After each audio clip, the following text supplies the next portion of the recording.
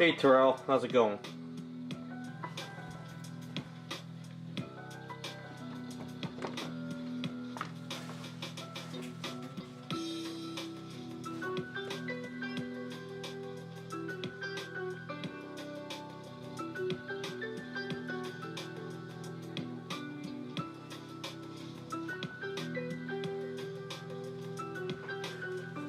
Hey Raz.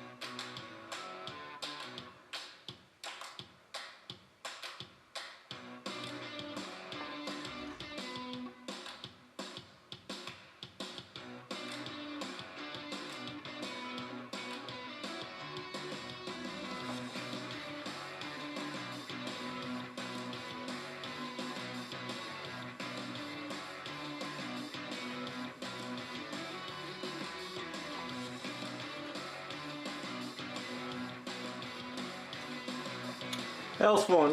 Kind of doing like a blackish. No, not black. Where is it? This is a Warlock bronze from Citadel. It's kind of a like bronze copper look to it. So I'm just weathering the armor. Cause her armor isn't really like clean. So right now this is just solid colors here.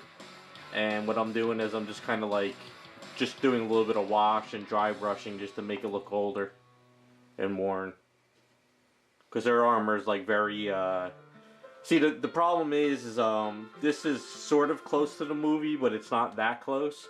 So a lot of this sculpt is sort of hard to make it look exactly like the movie, but just by weathering it makes it look a little bit older and a little bit worn.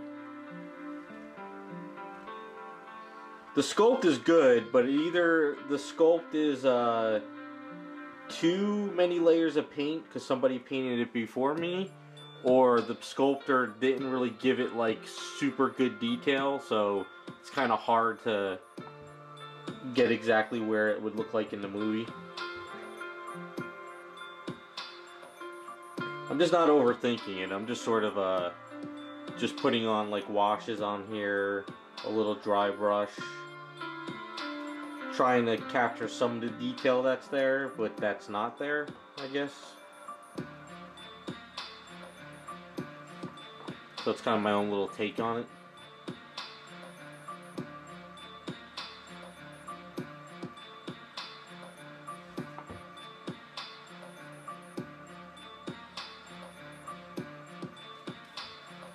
One thing I messed up on is I didn't realize this part here was skin tone. I thought that was gold, so I gotta correct that later.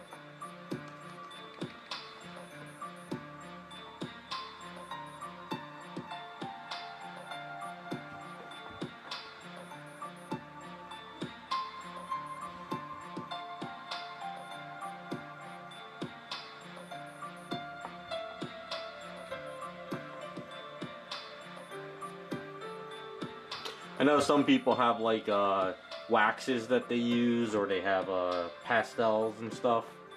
I just like using the acrylic paints.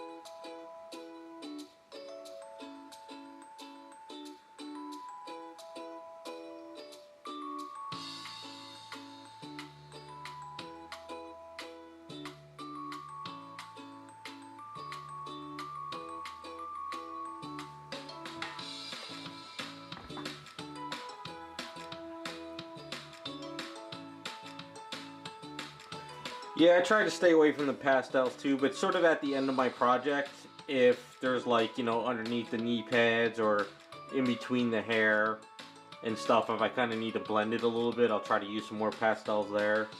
But I just find that trying to use pastels on something and then you don't seal it, it just kind of defeats the purpose.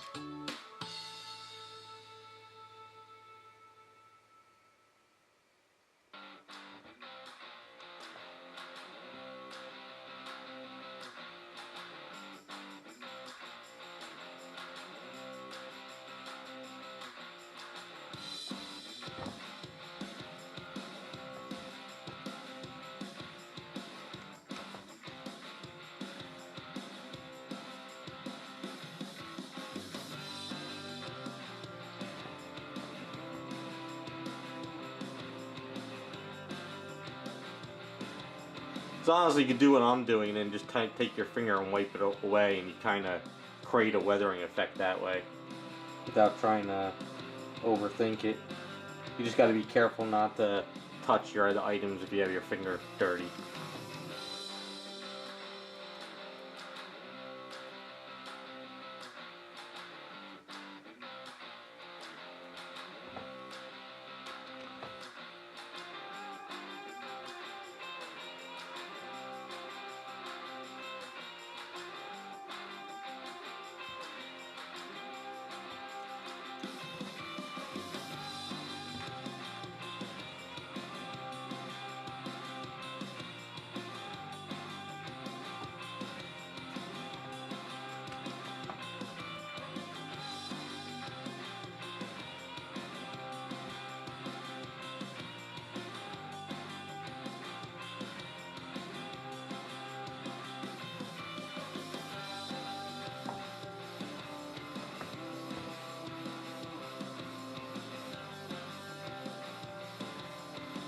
Yeah, I don't know what you might be doing to cause that.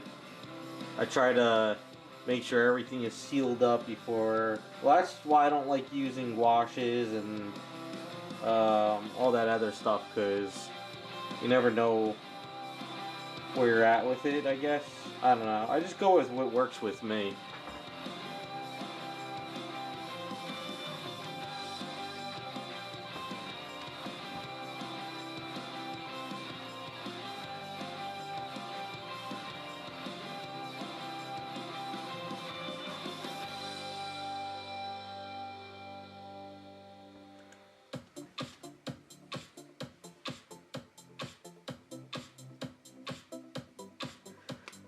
Well, the Mecha Varnish is sort of a sealer. So if you're trying to work over the varnish afterwards, I'm not really sure what's happening, because I use it as a sealer and then that's it.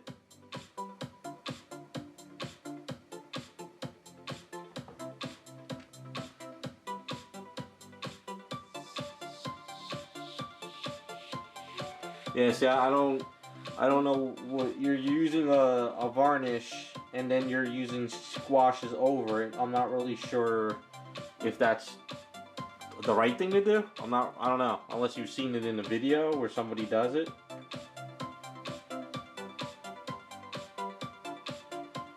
I just thought that the varnish was a sealer and then that's it.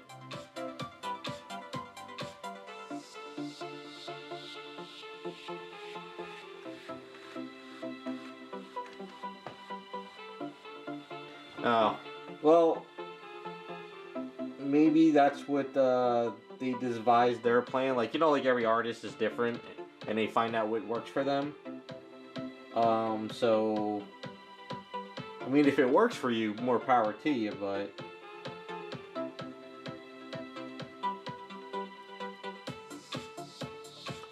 I try to stick with what works with me.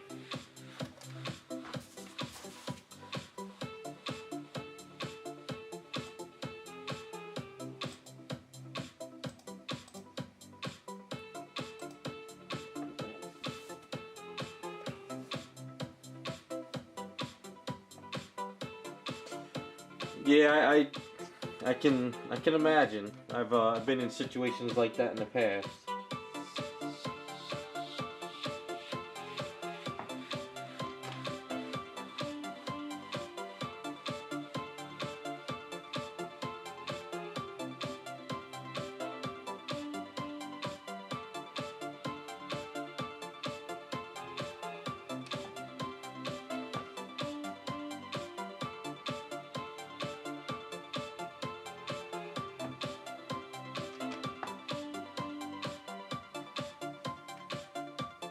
Now, is that what Sideshow showed in their videos? You know, you never know. Maybe they edited their videos where they do let it dry for a day or two. You know, I don't know. Unless they put a mixture in it that they're not telling you. It's a possibility too. Some people like to keep their secrets to themselves.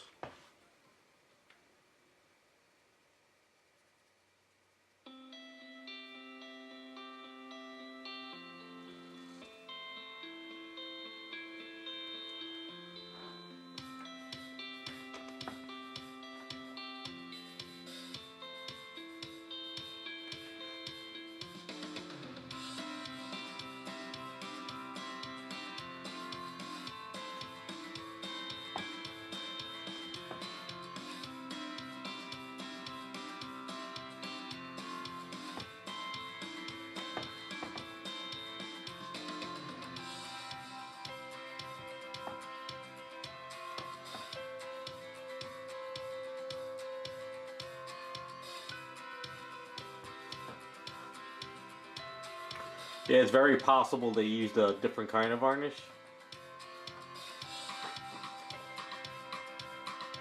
Yeah, there's different varnishes out there. You know, there's varnishes for like, you know, oil paintings.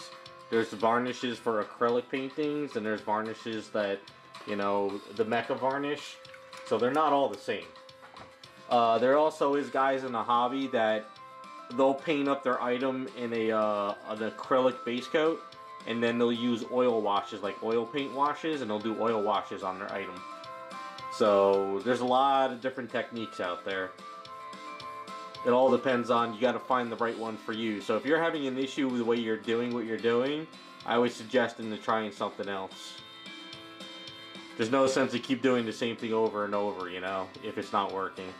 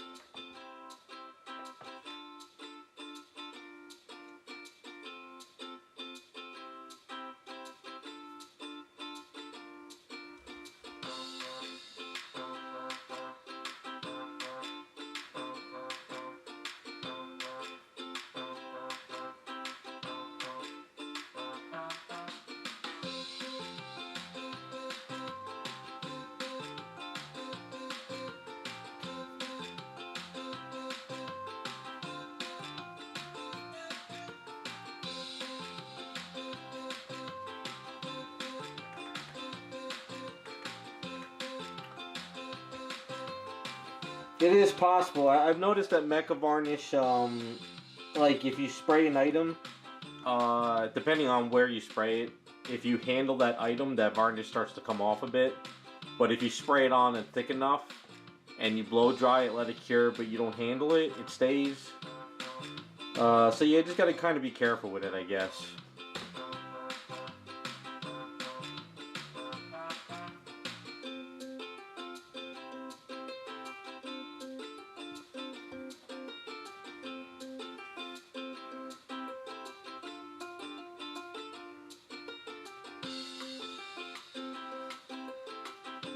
Yeah, see, I just weather it like that.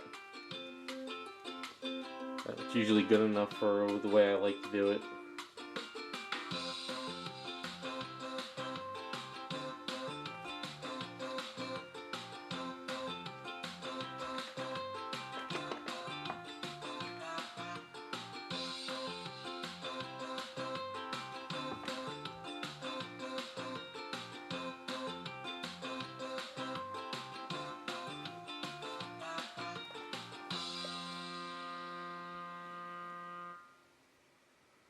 Yeah, I don't like, as you notice, I don't use gloves either. I've had a lot of guys in the hobby bitch at me about that, but I find that I make more mistakes with gloves than without gloves, and I have a habit of washing my hands a lot. So, like, I'm handling this, I'll end up going to the sink, wash my hands, dry them out, and handle it again. I don't really sweat that much with my hands. I guess other people do, so maybe that's probably why they do it. But I find that when I tried using gloves in the past, I would have paint on it and I'm grabbing it and I don't realize I'm getting paint on there, you know? So that's kind of one of the downfalls when I try to use gloves.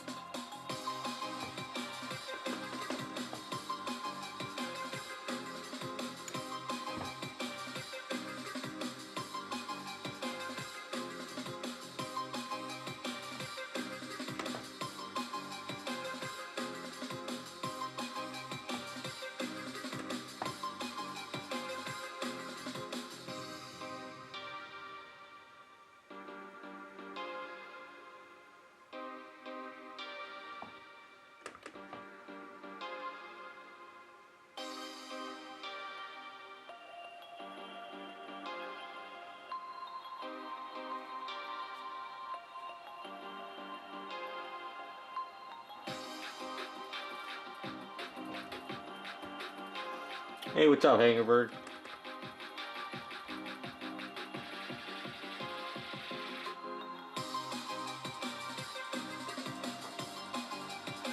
Hey, the band Mika, appreciate it. Glad you're enjoying it.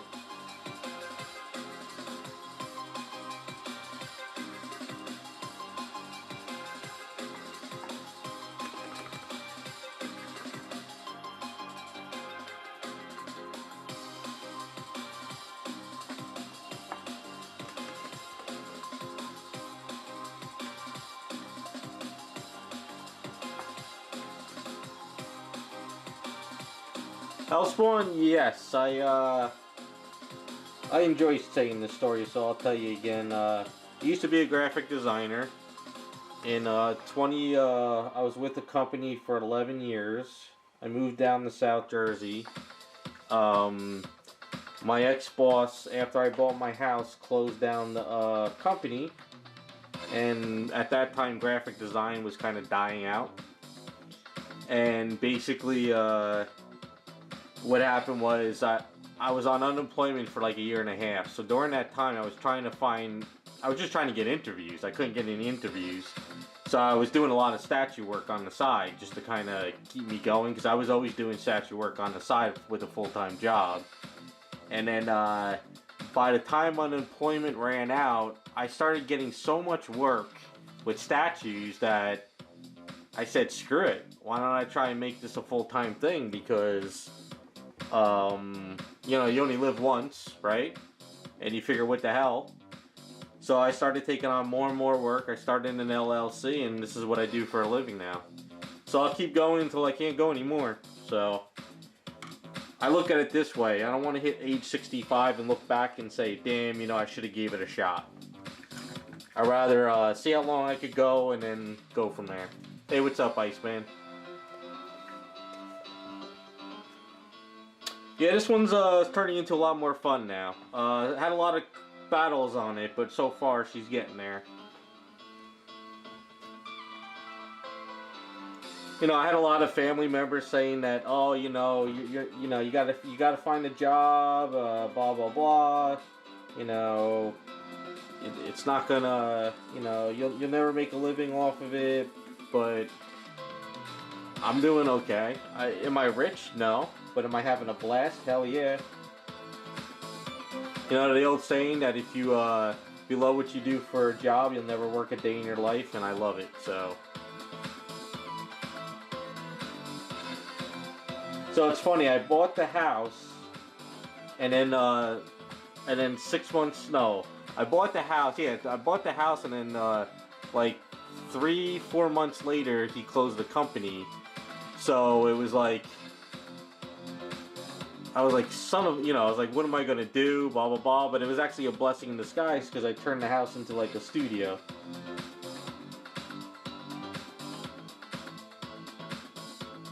Sometimes you just gotta go with it and try, you know?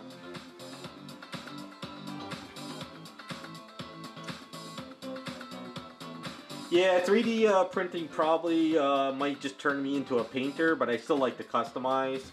So it's kind of still like doing artwork. I know a lot of people are going to shift into the 3D printing, and then when they do color 3D printing, it's going to be their thing, but I still feel some people out there are going to still enjoy this type of stuff, so... Yep, Jersey Fest is a go. Rob, who runs the show, is teaming up with somebody else. And then I think next year Rob is retiring this year, and then I think the person is going to take it over next year, so I'm not really sure. No, this one is for a client. I'm trying to just get it done for him. I'm just so backlogged, I need to get these items out the door. So for this one, I tweaked the hair on this fan art item, and I redid the crotch area because it didn't have any of that. And then I'm just repainting it.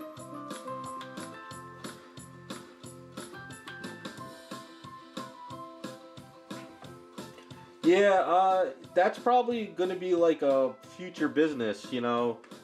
People are going to have 3D printers for people and then offer painting services. Because pretty soon a lot of these 3D printers are going to print in color, so...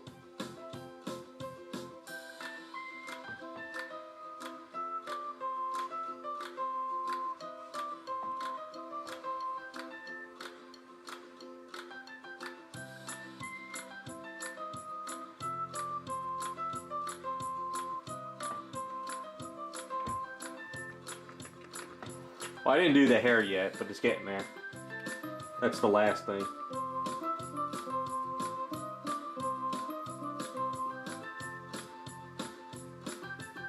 Yeah, I'm not really sure how many of these are out there. If there's any, you might find a couple for sale once in a while.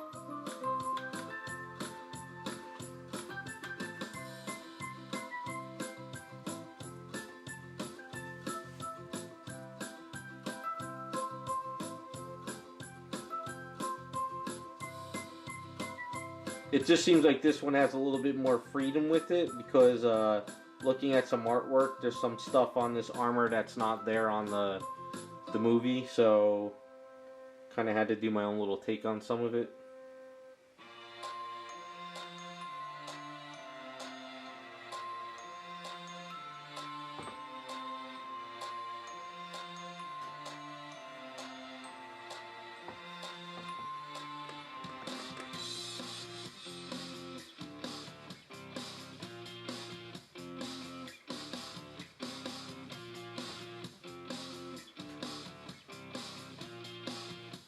Oh yeah, and I redid the leather belts on her because the leather one that came with it, was all, I think I threw it away already. It was all deformed and leaking. I don't know, it was a weird plastic that was leaking. Well, leaking where it was tacky and never cured. And I need to get this done so I can get back on the Harley and the Psylocke. So I can get in the garage and start pulling out some other kits. It's got so much going on, I gotta catch up.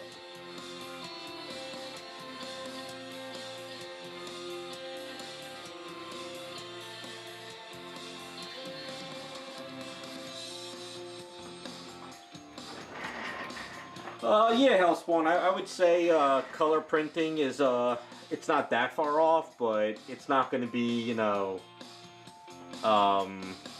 perfect right away, of course.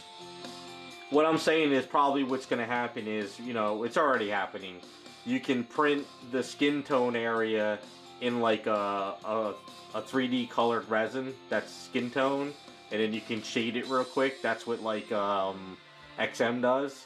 A lot of the XM items, like the heads and bodies, are casted up in a colored resin, and then they just shade it. That's all they really do. So that's probably what's going to happen at home. But you're still going to have to paint some of it. But before you get to a full-blown paint like this, that you can have it in everybody's home, is probably 10-15 years away.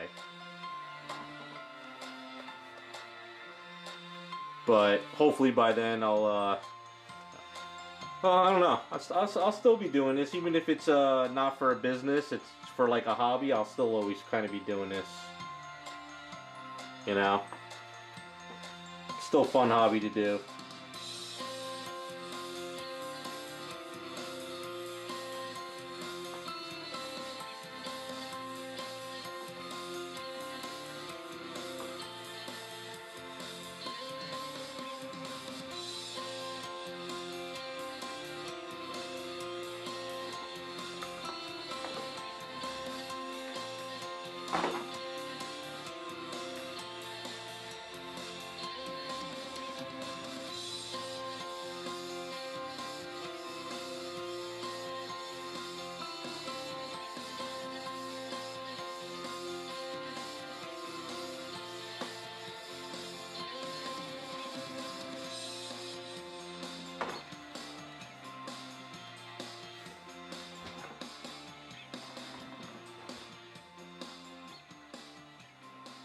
We always make mistakes. I still make the mistake to this day. There was a couple mistakes on this I had to correct. There's still some I have to correct. But what it is this was an all put together item. So if this was a kit, it'd be different if I was able to paint it from scratch, you know? But since it was already all put together, it's even a little bit more difficult.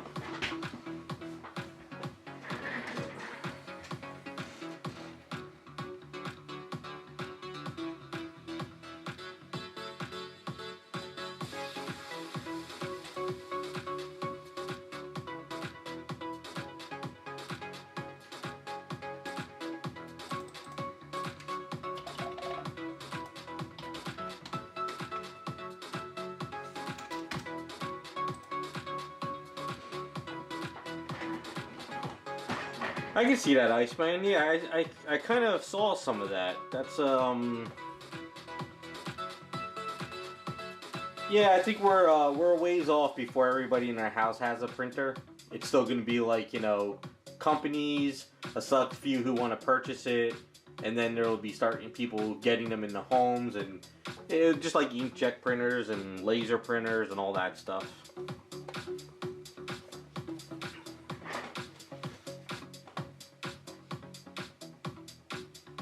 Alright, so it's not as shiny as it was before, so that's looking good.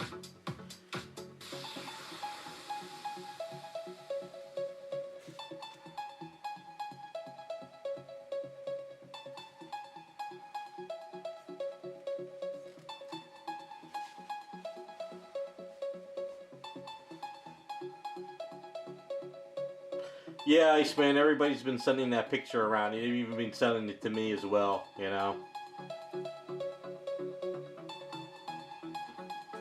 The Bad Mika, yeah, I collect statues as well. I I've done a lot of stuff on my channel that is my personal stuff. I usually try to say that when I film them. I'm building, I'm going to be redoing my TV room in a few months. I'm hoping by the end of spring, summertime it'll be done and I can show off the video of all my collection. So I'm getting there. But I do my own stuff every once in a while.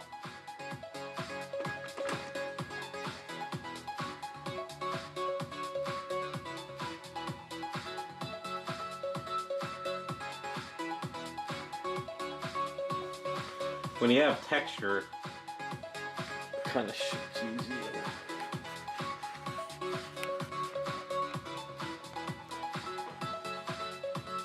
So just take your finger and kind of rub it in.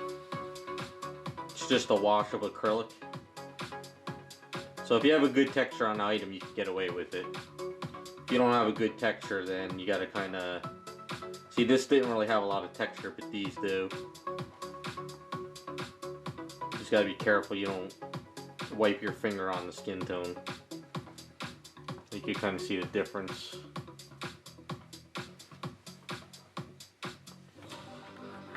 Going for shells. At first I was going to be doing build wooden cases and stuff, but then when I priced out the wood and I priced out maybe like a carpenter building it, because I don't have the tools to build it, it's the same as like buying module cases and stuff. So I put it in an order a while back, so I'm waiting for them to come in.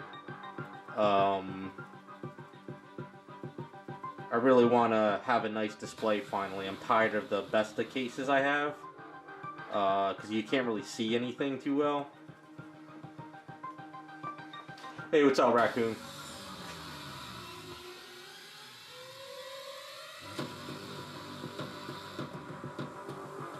Yeah, Iceman, by the time that's done, I'm either thinking it'll be the end of the world, or you know, they'll have that whole 3D printing meat food stuff like in ShopRite. So I don't know. I don't know when that's gonna come or how it's gonna work.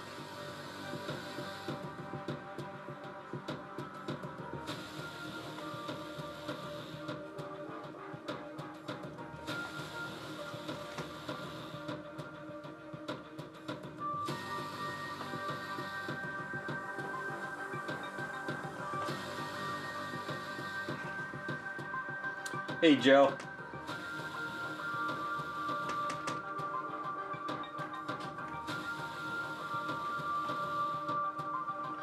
This is where I'm at with her. So I've been weathering the armor for you, Joe. It's getting there. Trying to get this done. I gotta get caught up.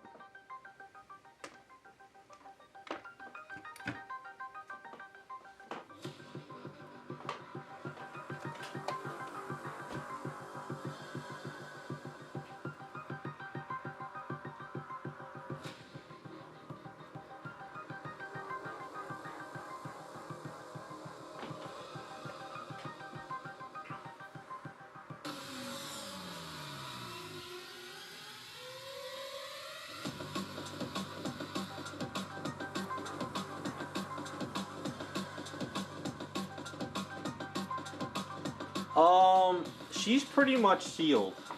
The skin tone was already sealed. This red was already sealed. The gold is a pale alclad gold. And then putting the wash over it dulls it down, so you don't really need to seal it. It's got a good look to it. That's like a dull metal. I think a misconception though is everybody feels that you have to seal everything. So what I did is I did that satin flat matte on her skin. This right here is just regular satin over this. This right here is a little bit of satin, but that was gloss coated. And then the metal, I'm not sealing the metal. The wash, this is just Citadel Warlock Bronze. So basically I'm just washing into this area, and then I wipe it off, and then that's it. That's all I'm doing. It's not really like sealing anything.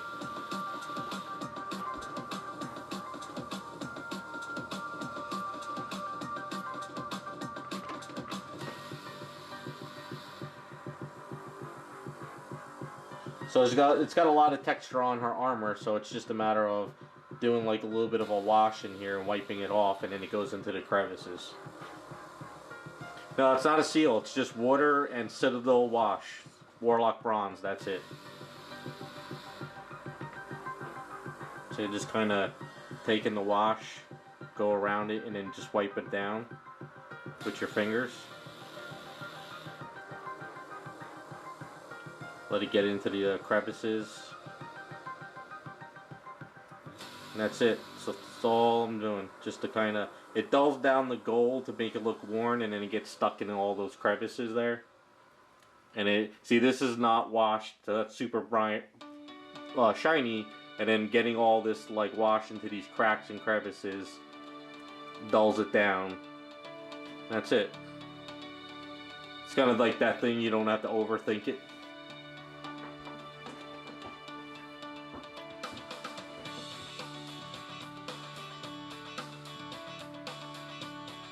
No, I'm not sealing the armor because it doesn't need to be sealed. See how it looks now? It's got that metal look, but it's got a little bit of that wash in it. That's the look I'm going for. If I wanted to take that shine away, I could do like a wash of flat coat. But I'm not trying to do it. I'm trying to stay a little shiny, but darken up all those crevices.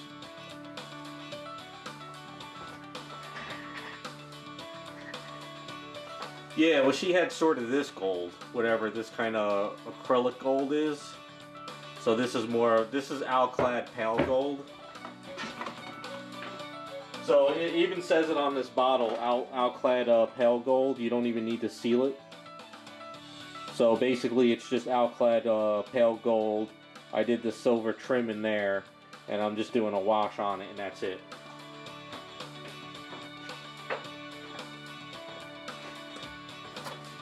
Yeah, don't, I think a lot of people feel that you have to seal everything. You don't have to seal everything.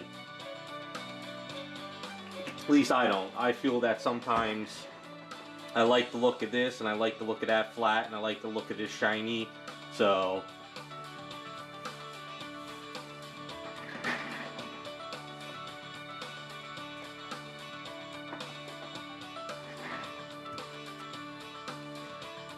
Well, this is just water with a little bit of a couple drops of water with the Citadel, and that's all I'm washing with the bronze. Just gives it a nice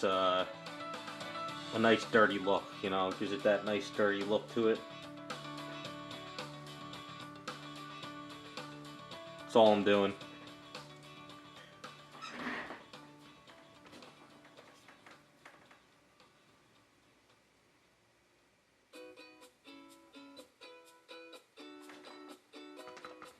And sometimes it's not a wash, sometimes it's actually dry brushing. So some of this up here I was actually dry brushing too. Yeah, this Alclad pale gold is my Wonder Woman armor gold. I absolutely love this pale gold. Such a great color.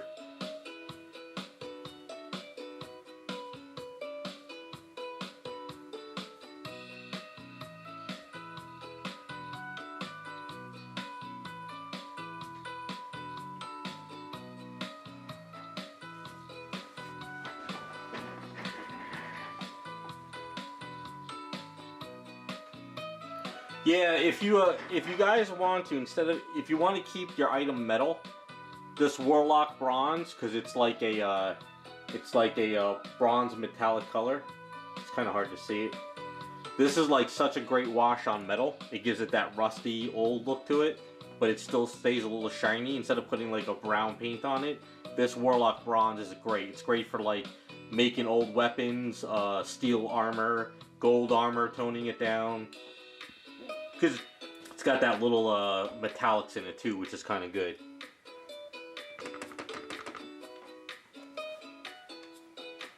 Yeah, I stick to the Alclad chrome, Alclad pale gold for a lot of my armor now. It's a really great color.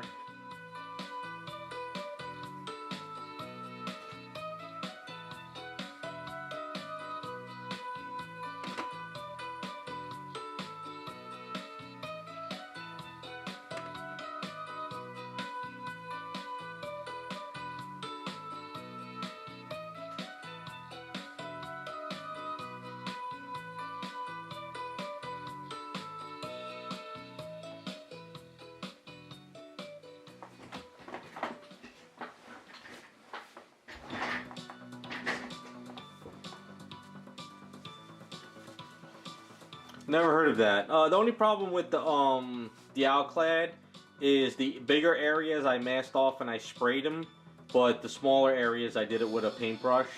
It goes on fairly well. But the problem is if you work it a while, your paintbrush starts to get like dried up and caked up, so you gotta kind of clean it as you go a little bit sometimes.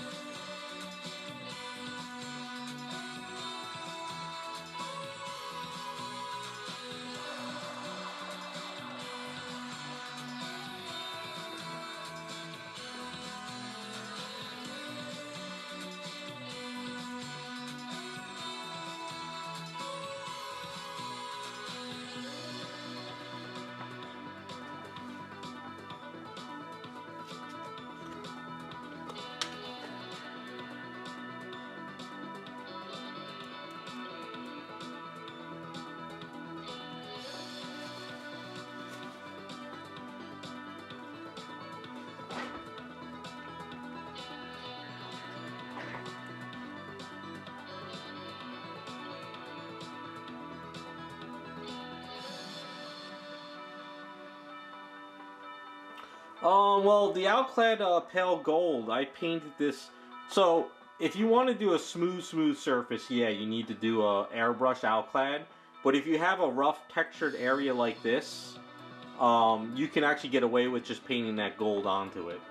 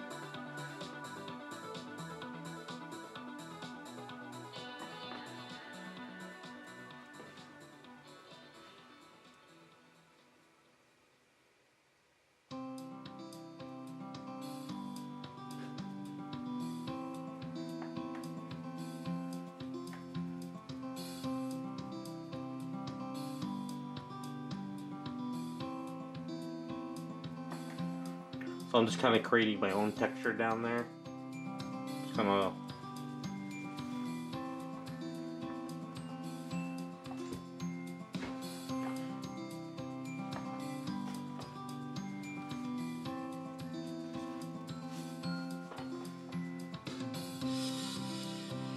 Well, it sort of has a little texture on the boots, but not a lot.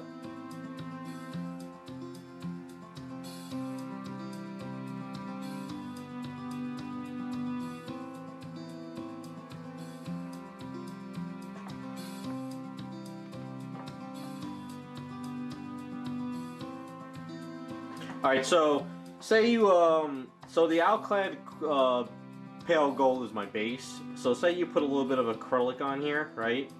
A little thicker, right? And you put a little too much on there. If you do like what I kind of do, you probably shouldn't do it, but I don't give a shit. I'll like lick my finger, and you could kind of like wipe it away. So you could kind of get away with that, because it's two different types of paint on each other. I probably shouldn't do it half the time, but I just don't know I'm doing it, so I'll kind of lick my finger real quick and wipe it off.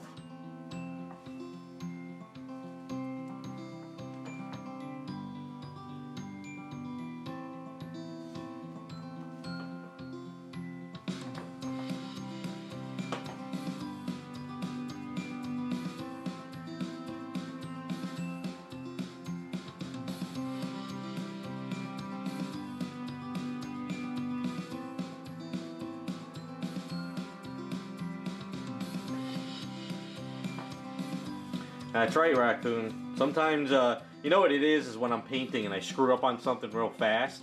Like, I don't sit there and try to grab my cleaning tool, and I just like lick my finger real quick and try to get it off as fast as I can, you know? So, probably have a lot of acrylics on my tongue over the years.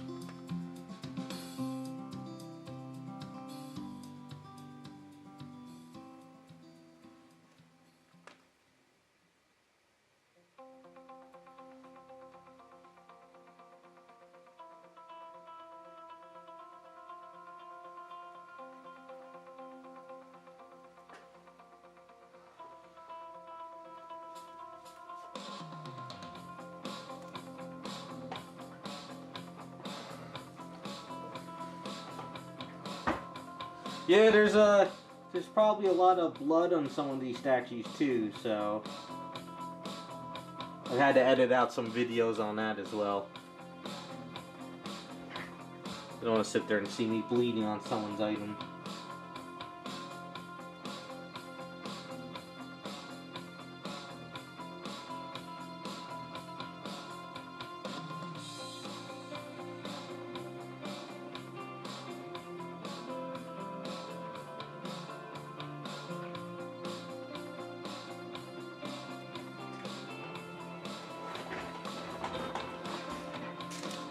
Well, I wouldn't say it's finger looking good, but...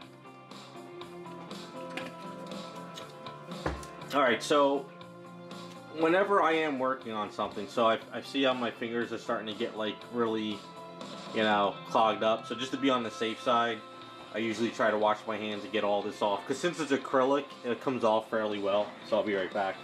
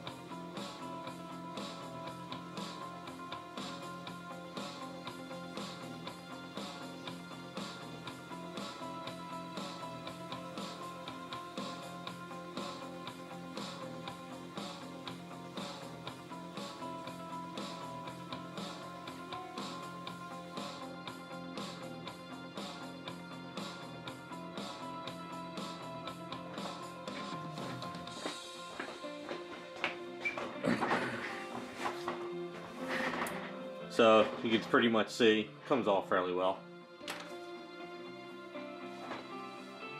Yeah, it's leather. So the leather is gonna get painted all next. So there is a strap here, there's straps over here, there's straps on there.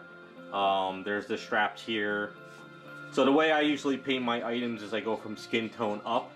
So skin tone first, then this red, this blue, and that red, and then the armor, then the leather, then the hair. I don't like to try to paint things like in different orders. Some people paint top going down. I like to do skin up. So it's I find it always easier to mask that way.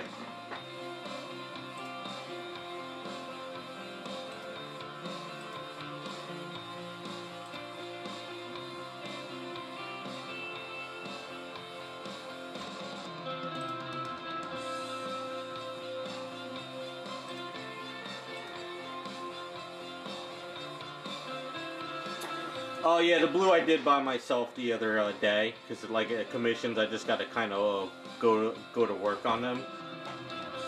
So the blue is a matted blue. So what I did is I did a blue base. So this is kind of a darker blue. It's a little bit of a mixture in here. It's not the actual color from the bottle.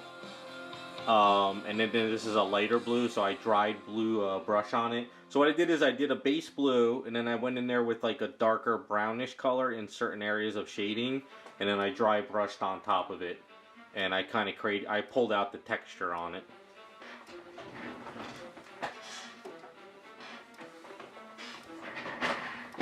Yeah, it's always easier for me to do skin first.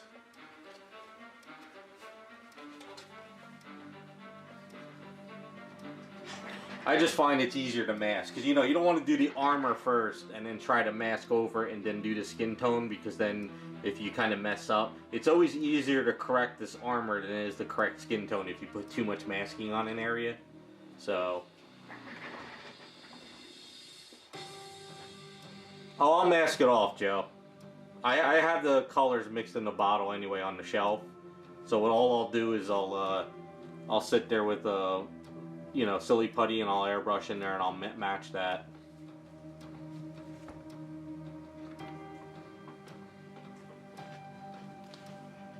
Yeah, I didn't realize that that was skin. I thought that was armor there, but it's an easy correction.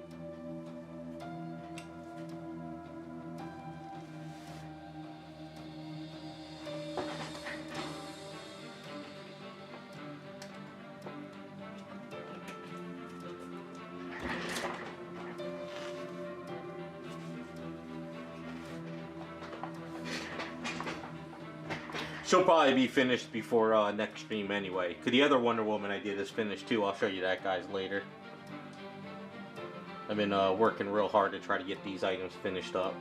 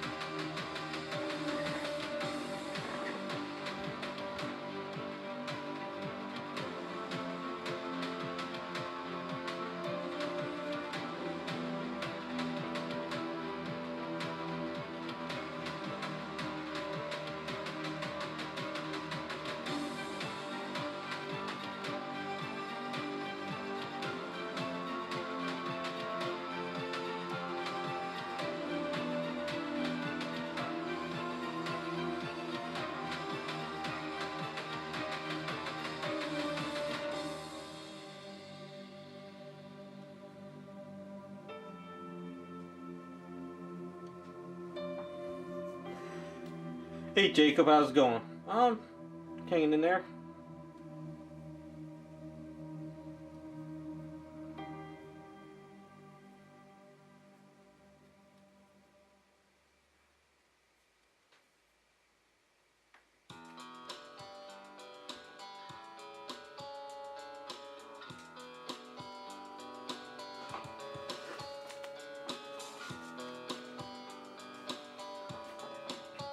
Hey Jeffs.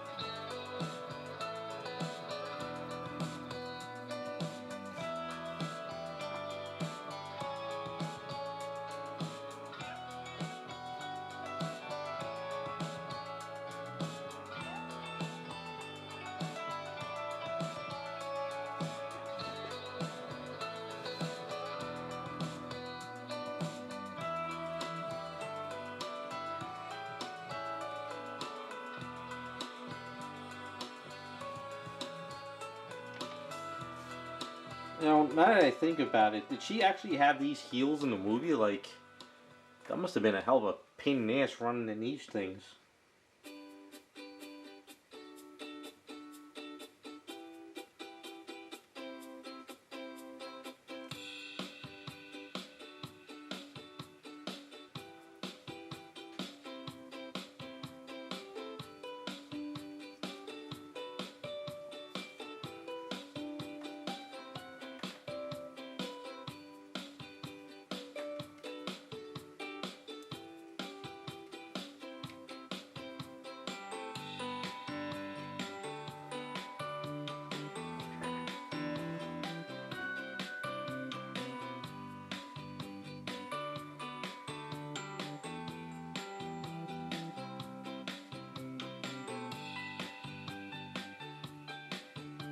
They should have gave her not super high heels, but a little bit of heels. I don't know. I guess they wanted to make sure her legs and booty were looking good for the movie.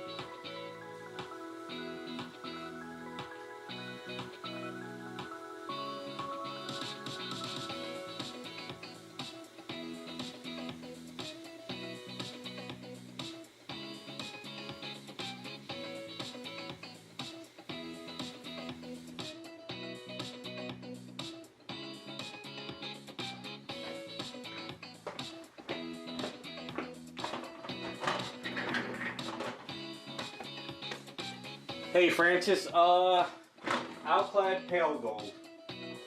That's my base gold on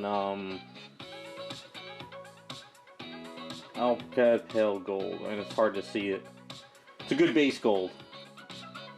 It's what I use for a lot of my Wonder Woman armor and stuff.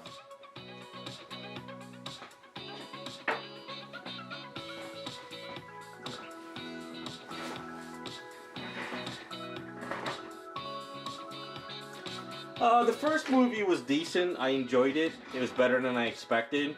I still don't picture her as Wonder Woman. But 84 was a dumpster fire. I don't know. I think I stopped watching 84 when she rolled on the street with the doll. Like, you could tell it was like a doll she was rolling with when she was fighting those tanks. That's when I think I shut off the movie. I was like, alright, I had enough of this.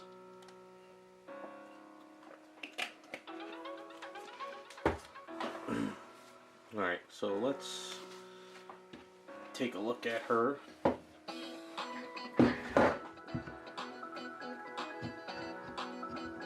So I'm going to be doing her black lines next on her outfit.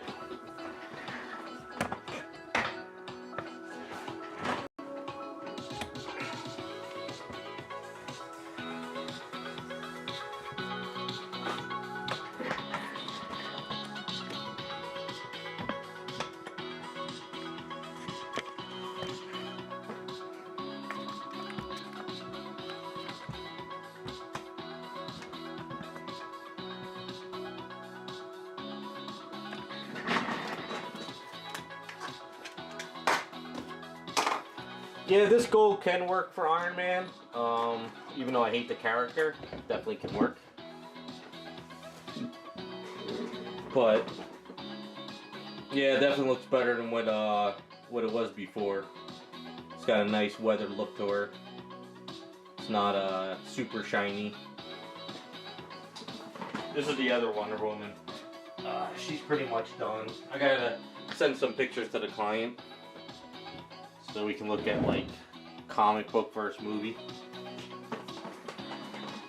So this is the Alclad Gold, but what I did is I misted some Spaztec clear yellow on top of it, so it gave it a little bit of a yellower tint. So just kind of.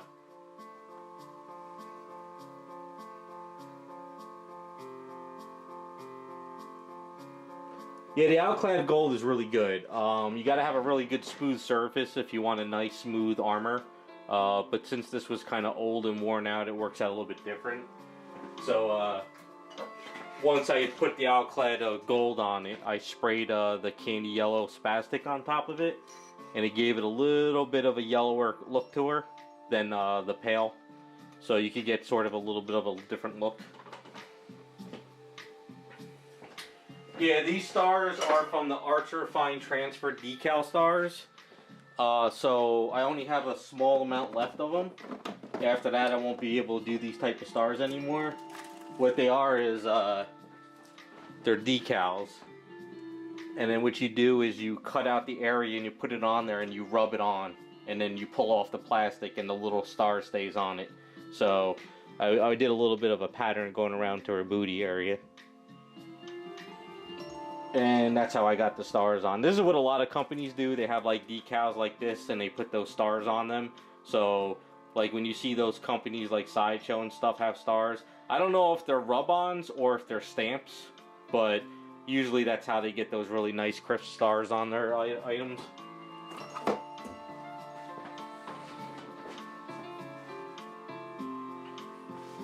Yeah, I gotta touch her up and then send pictures to the client, and she's pretty much done.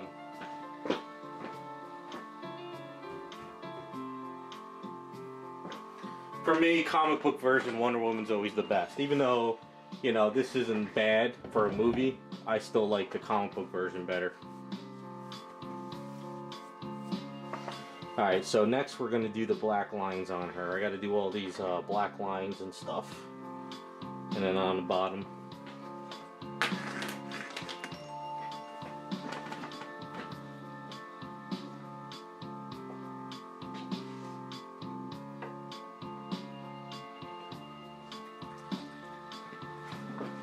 I think what I'm going to do is, I'm looking at her artwork. I always like to change things up a bit. Let's see. Well, her outfit is pure black. And the one statue that he sent me was black. If I do a metallic black, they might shine, so it might fight against it. So I'm going to have to just do black. Metallic black will look cool, but it will probably pop too much.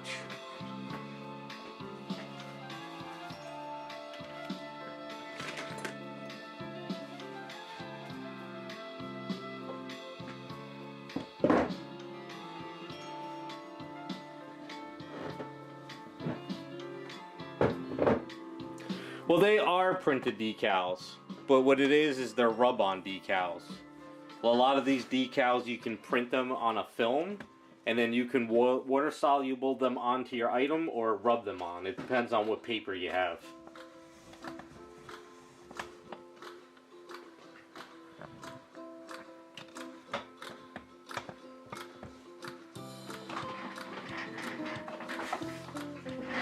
But Archer Transfers went out of business. He retired, so I bought up a bunch of them, and then once they're gone, they're gone. Until either somebody else makes them, or just don't get them made anymore.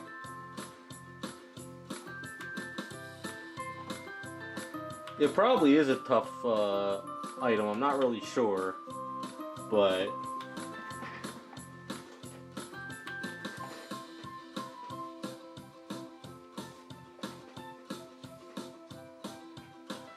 Yeah, Raccoon. I don't question a lot of the movies anymore.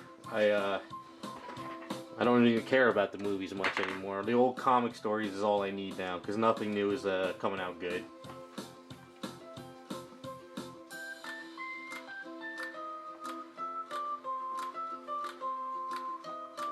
I mean, you know what? I'll show you how they work real quick. Not on this item, of course, but do I have I have that here. I'll show you. It's difficult when you get a item that's that has a lot of bends on it. But if you have an item that is flat like the booty was, it works pretty well. So what we'll do is we'll cut one of these stars and I'll show you. These are old and sooner or later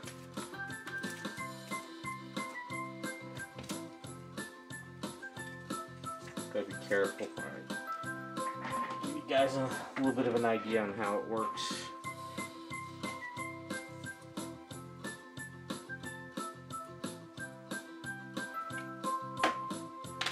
Somehow this fell out.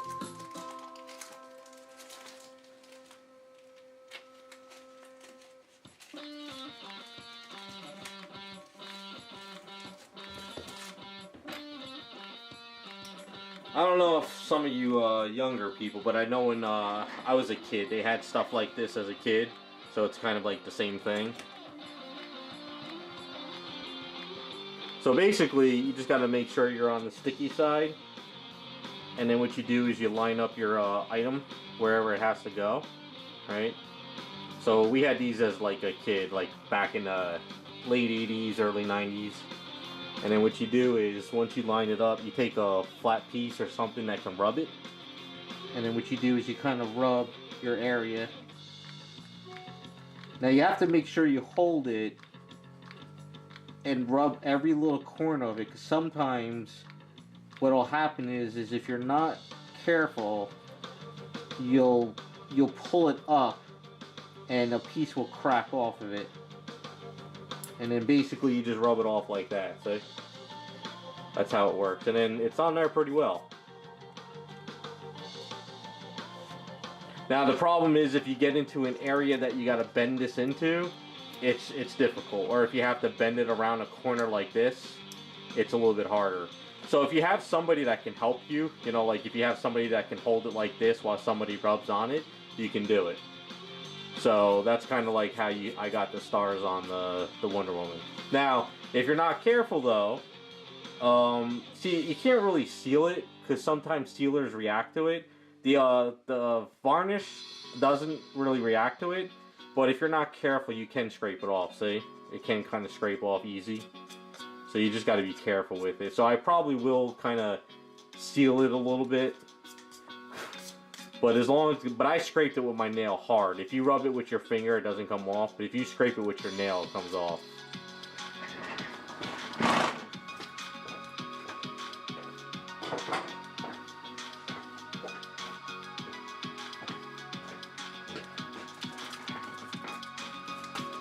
I'm not sure how expensive it is. All I know is that Archer would buy sheets of, I guess they would buy sheets of paper, and they would print it on, and then they would, you know, I'm not really sure. So now this is a paper for water soluble stuff. So you can take this rub on, and you can rub it onto the paper, and then you can make this a water soluble item. He gave me these sheets of paper. And then what you do is you put this in water, you let it sit, and then you can slide off the decal onto your item. So that's the best way I've found to do stars for Wonder Woman. I don't really know if there's a better way. If anyone knows a better way, send me some links to my website or something.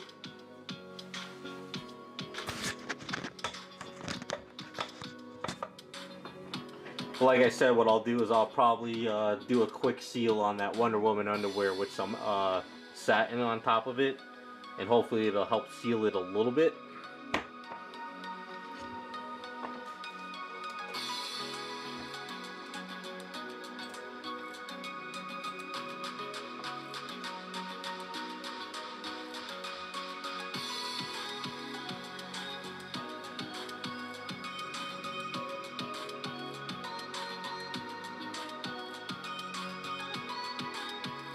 No, these Archer Fine Transfer decals work fine in water.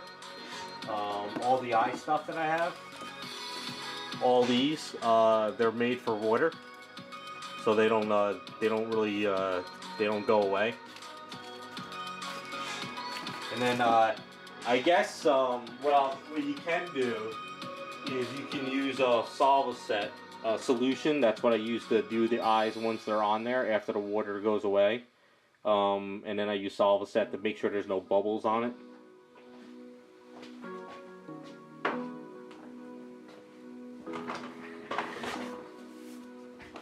If you have the right ink, I think it works, you know.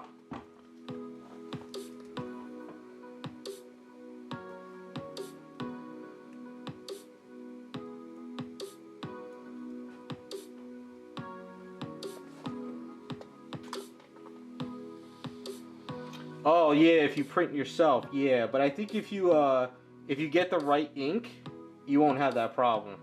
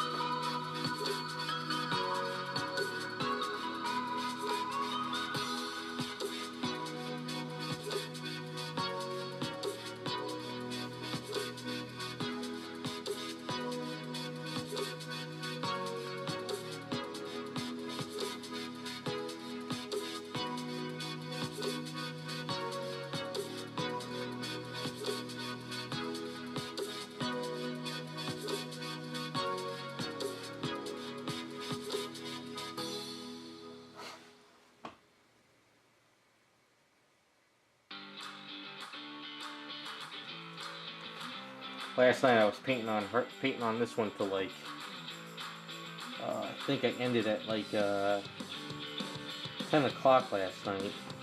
So in the zone trying to get this finished up. Completely lost track of time.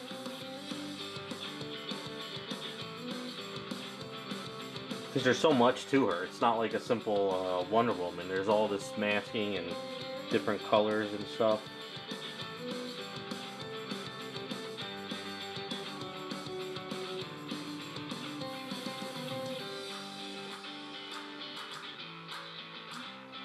That's a good business for someone to snag since Archer's gone.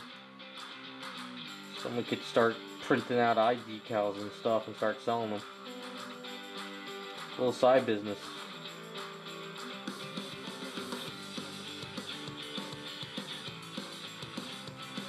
I wonder if he sold the company or if he just outright just closed.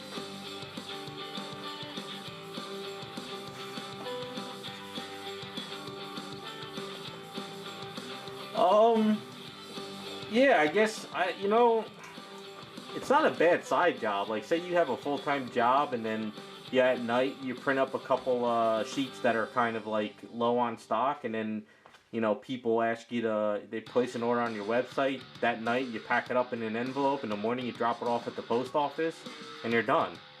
It's not really that hard of a business.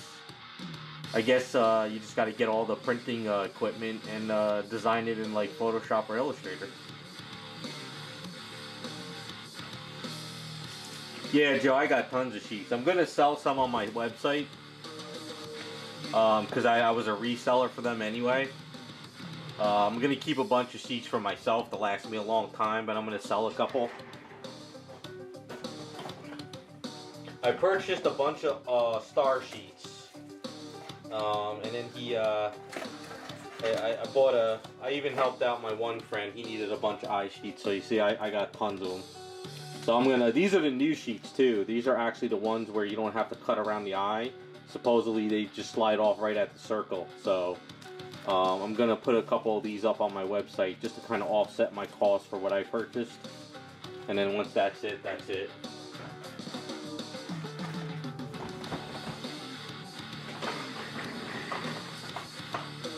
That's not all of them. I still have another box of a couple other ones in that box too.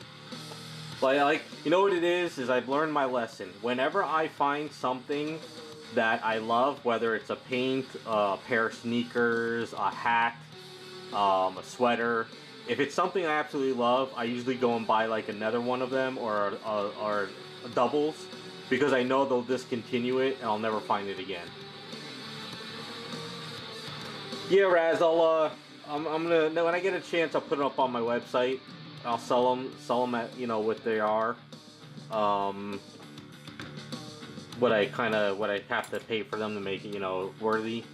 I know they're like, I think they're like $11 a sheet or something. I forget. I forget what they were. What did he have on here? But I think it was the old pricing. I don't remember. Yeah, it was $10.95 a sheet.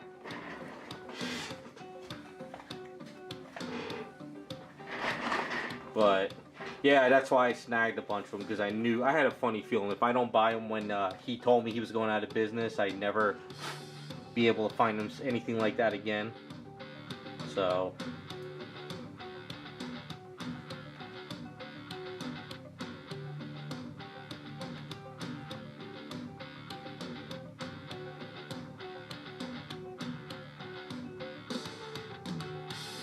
that's my advice to you guys.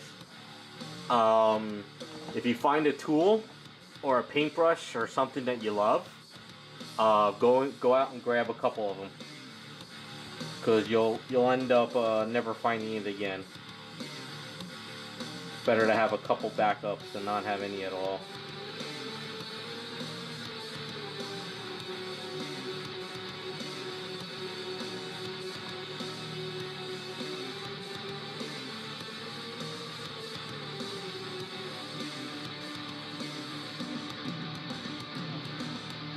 Yeah, I mean, if I wasn't, it's not a bad business. I would approach him too, if I wasn't doing what I was doing. If it was like something I would kind of love to try on the side. I don't know how well he did though. I can't say that he made like crazy money, but it might have been a great like retirement thing for him before he retired. You just kind of print out a couple sheets here and there, drop them in the mail, make a couple bucks. I don't know if he had a workforce or anything.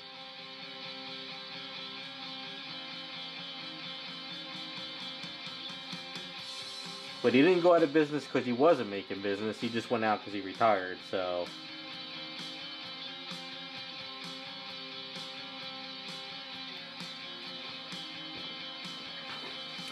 Yeah, that's the thing. Everything I like, I buy. You know, like look at Jesse's paints. His paints are gone now, so I gotta find different paints. That's why I bought a couple of my sculpting tools that I love to use. I got a couple backups. Never know if you'll never find those again.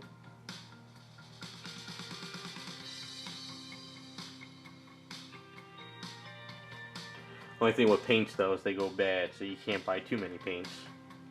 Oh yeah, there was that gold paint from Createx. It was their metallic gold. The old formula was amazing. The new formula sucks. So that's another thing.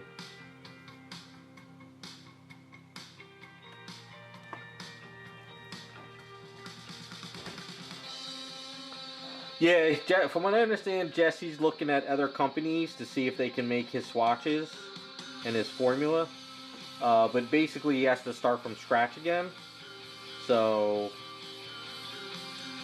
I don't know how that's going to go. And I think what he said too is our company's going to want to work with a small, you know, time paint company, you know?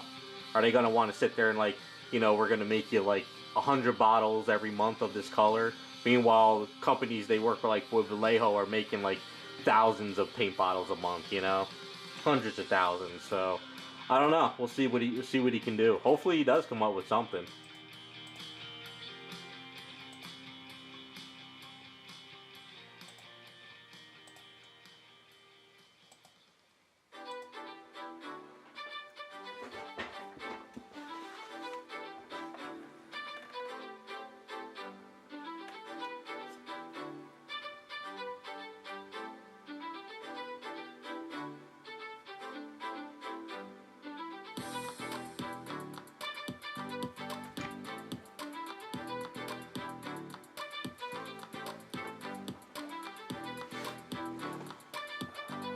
No, I don't think Meta John can. I don't think he's got the proper printing gear. You have to have I think a special printer to do it.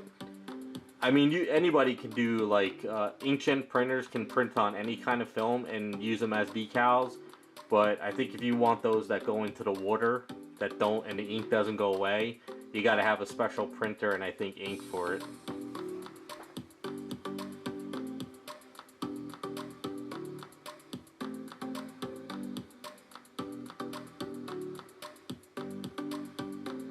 Oh, I already talked to Jesse Hangerberg on the phone. He pretty much gave me the story in his in his way. It was he really likes to tell his stories. But I told him, I said, you know, if you're not getting your paints, just stop the line and find somebody else. You can't sit there and wait for this company to give you an answer.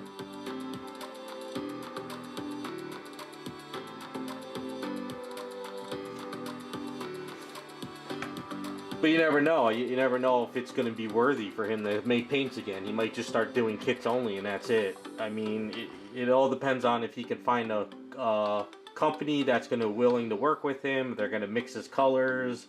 Is it going to be cost effective? Is it going to be too expensive? You know, there's a lot involved with it now. So who knows what's going to happen?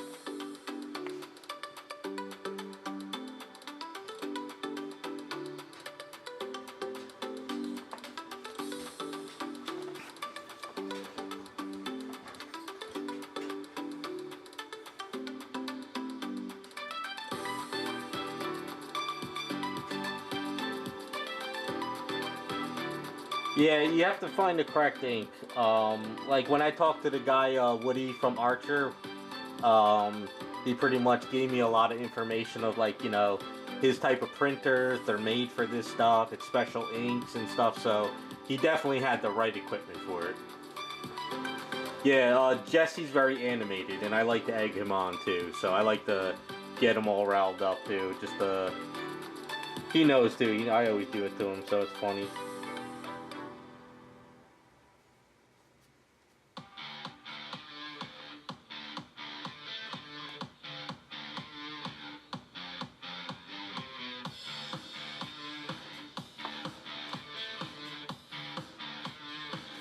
Yeah, it's fun to mess with them.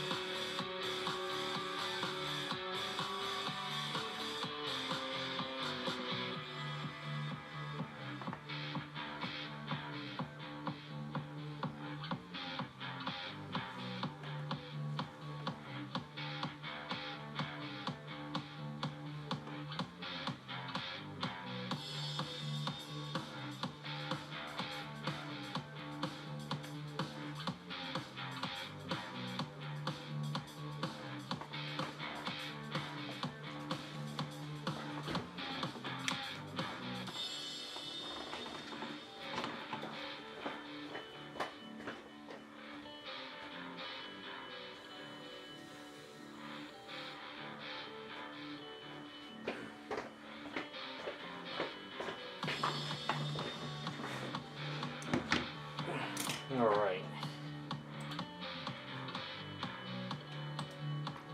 So we gotta do the legs next.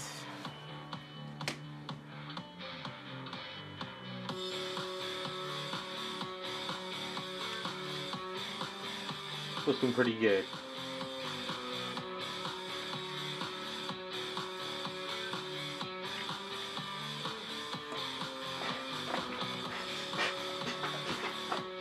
So I gotta do the leather belts, I gotta clean up the hands and bracelets, gotta paint up the one shield. The hair, she's got like brown in her hair, so I'm gonna have to do brownish hair at the very end a little bit. And then I gotta do this back of her too. Maybe I'll do that tonight. Get it over and done with. I gotta get some personal stuff done over the weekend.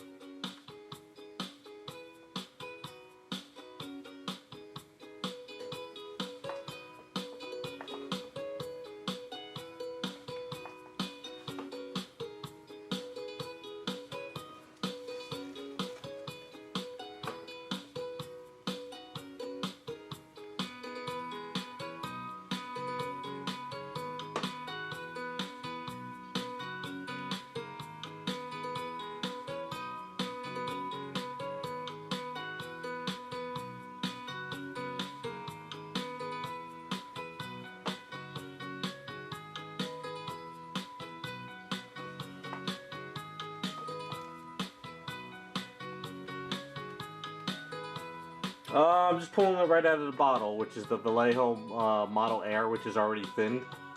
So it's basically thinned down black already for your airbrush.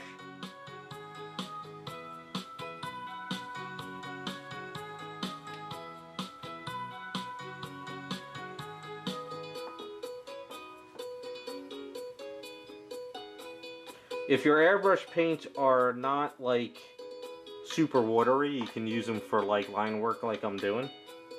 That's what I've always done.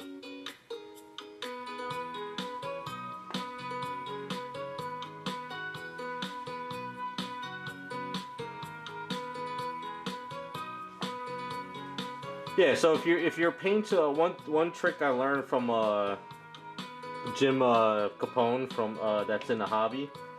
So if you're say you use paints like very watery paints, and they're too watery, you take like a piece of paper towel and you put it there into it, and what it'll do is it'll soak up a lot of the water, and it'll leave a lot of the pigment a little bit thicker. So if you over thin something, you could do that trick. But model air out of the bottle works great just as a thin paint.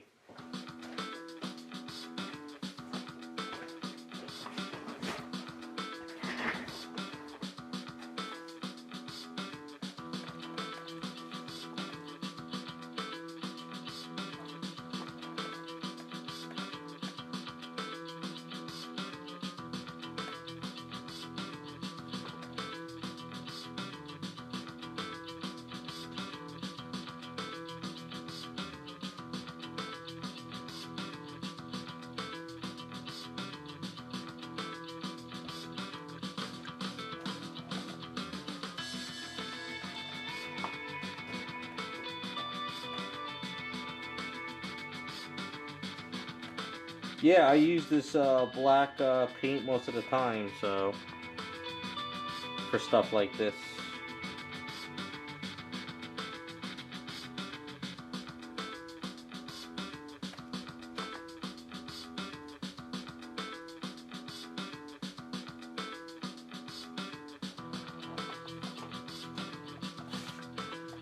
Because the only reason why I don't like to use really super thin watery paints or thin them myself is because if you're not careful and the water bleeds to your area and then gets into my skin, what happens is the skin is very like rugged, and that watery color seeps into my skin and it bleeds upwards. So I try not to use too watery a paints for stuff. Then it becomes a pain in the ass to try to start correcting the stuff.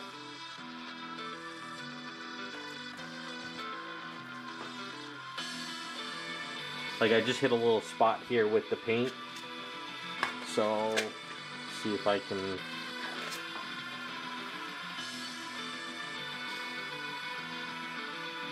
take it out real quick. So if I did it with watery paint, it might seep into that skin, even though I sealed it.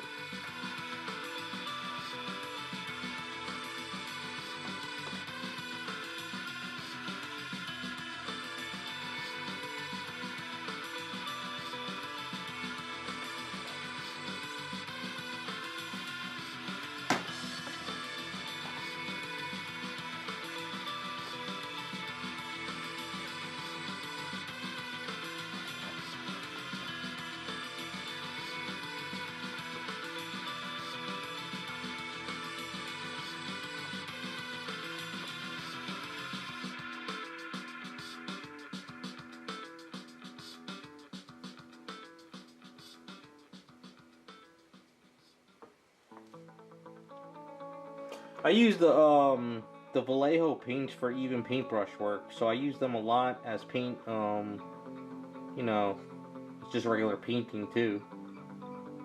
Like when I'm ready to do the leather on all this, I'll use the Vallejo stuff. And when I say the Vallejo, I mean the model air stuff.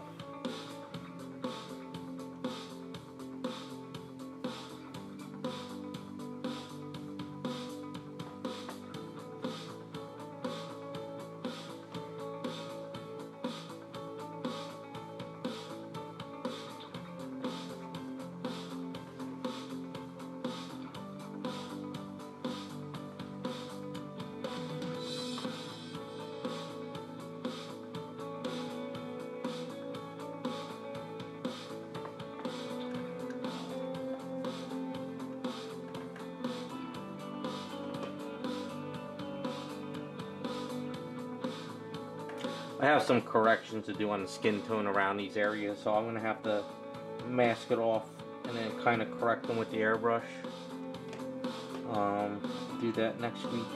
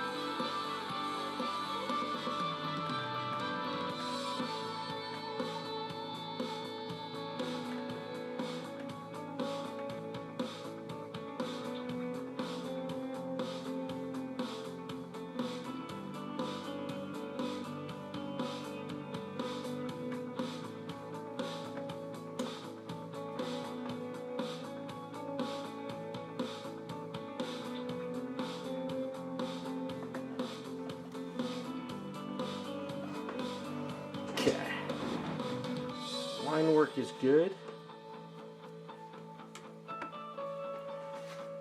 I forgot to do the piece here.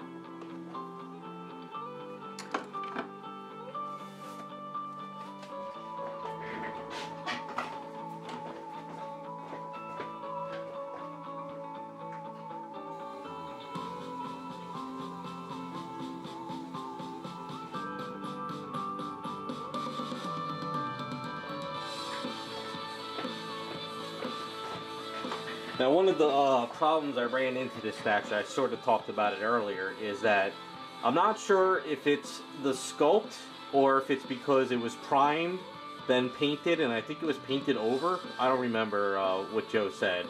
But a lot of this armor is not like, it's not detailed enough. It kind of like almost blends into the next part of the sculpt. It's not like kind of like hard lines. So a lot of this stuff up here was kind of hard to like get even. I don't know if that's because it was primed too heavily or painted too heavily and you sort of lose that like indentations of like armor to the next area. So I had to kind of get in there and do some correcting on it, which was kind of a pain in the ass.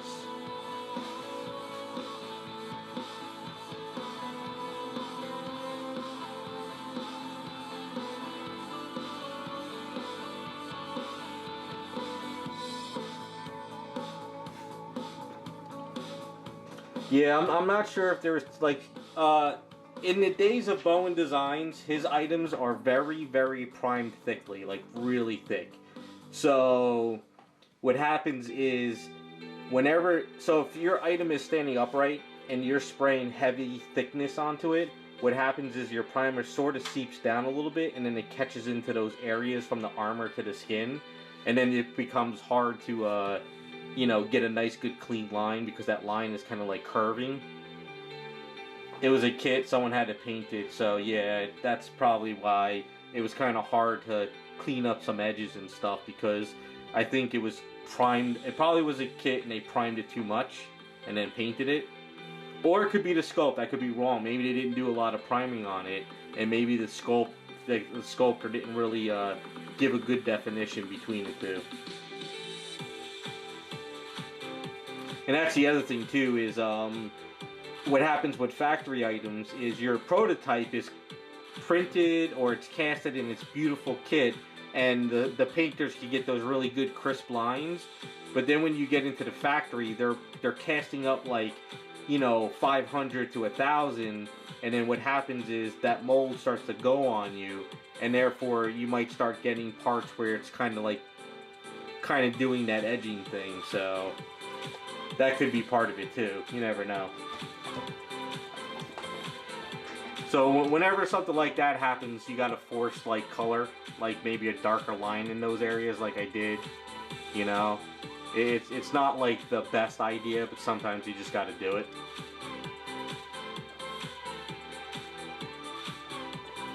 Or the kit wasn't cleaned up enough, or it was a bad kit. I don't know, it could be a number of things.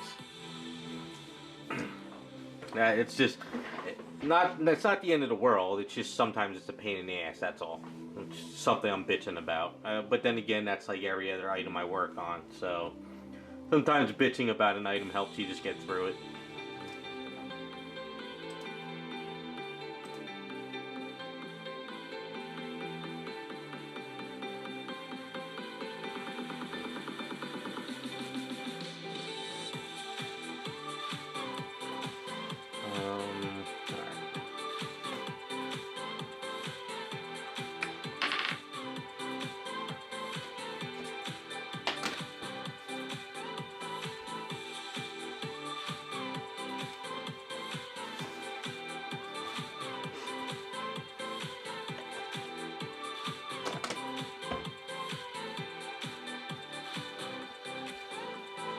What did I do with that one brush? Oh, here it is.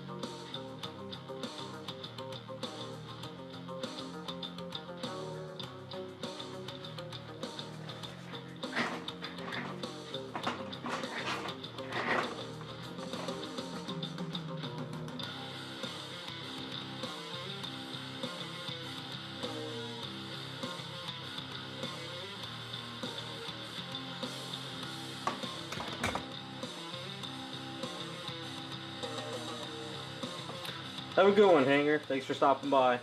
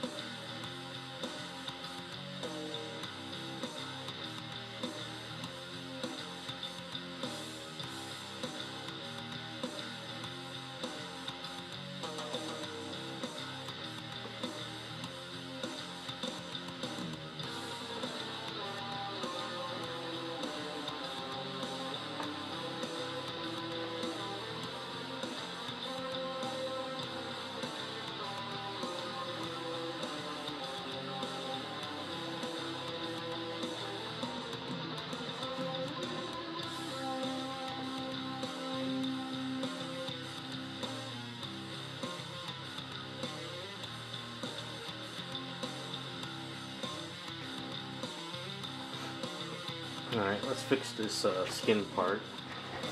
Just trying to get this off of my mind tonight.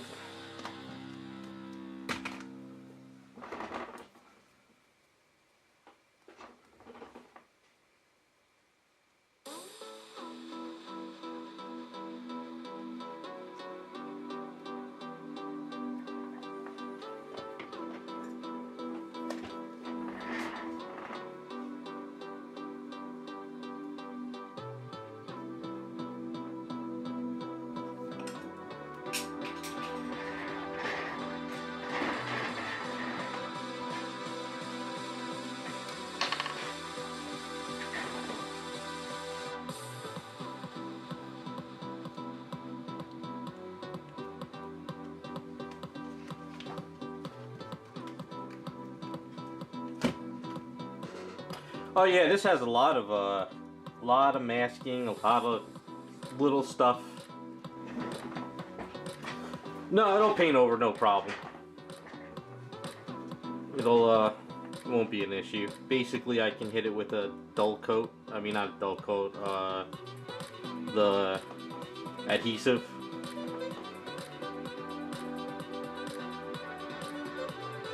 Because I'll have to go back in there with gold and you know, some of the Warlock bronze and sort of clean it up anyway.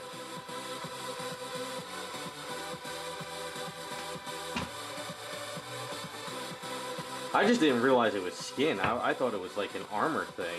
I don't know what I was thinking. You know what it is I never seen the back of her really. I didn't even see it in the movie. I didn't even see this in the movie. I had to actually look at a couple statues that people reviewed, and I realized that that's skin tone.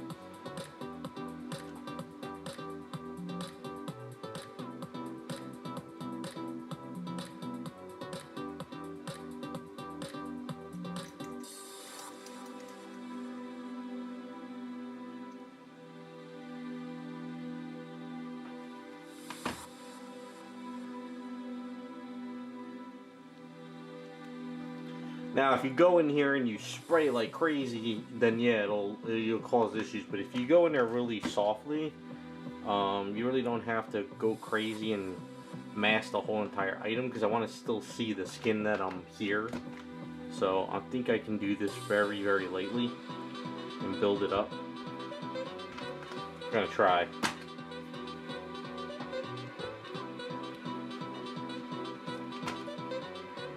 So I don't think I really even need to use the adhesive promoter.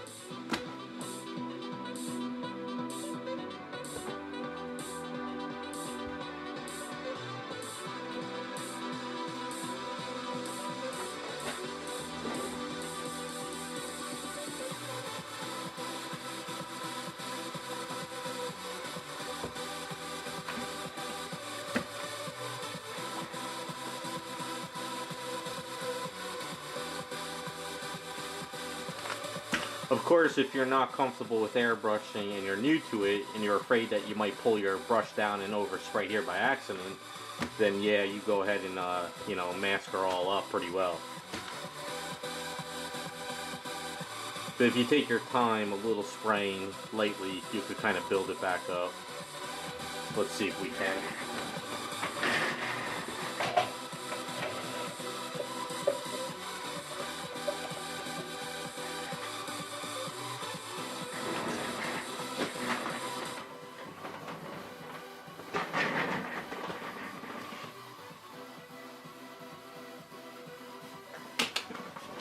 Alright, so this is my skin tone. So we're going to mix up a darker color first. Let's get the brush back. I gotta buy a new quick disconnect. This one's leaking air on me. So it's kind of hard to hear, but like if you bend this a little bit, like this part here, if it bends, like air seeps out of it. So that lets me know this piece is going bad on me now, so I need to replace this.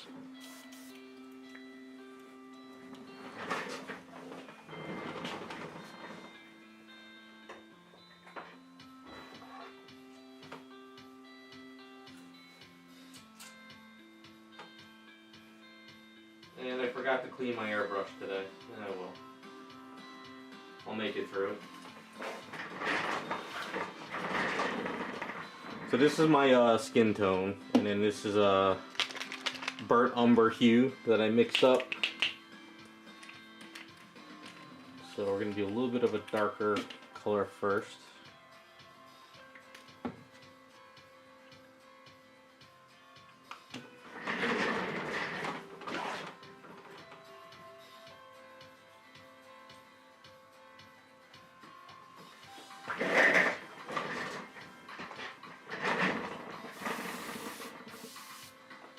So a light pressure.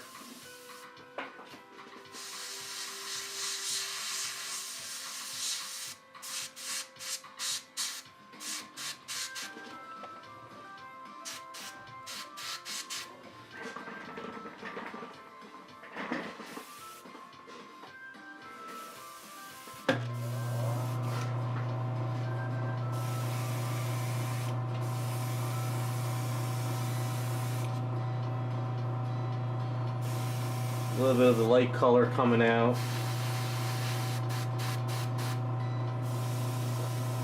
And then we go to our bright pale flesh colors. Dropping paints all over the place.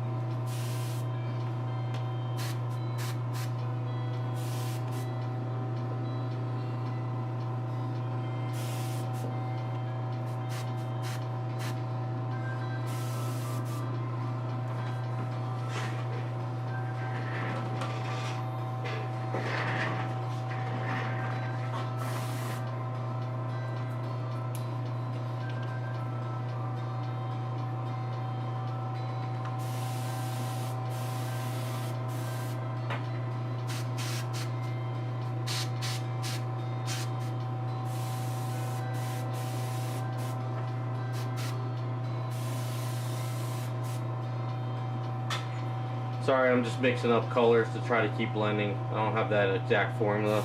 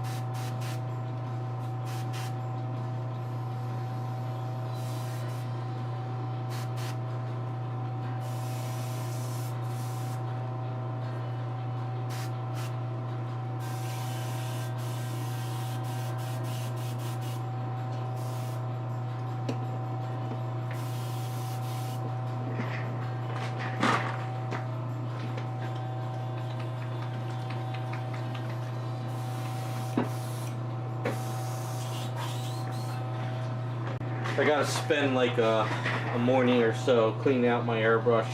It's gotten to the point where it's pretty disgusting.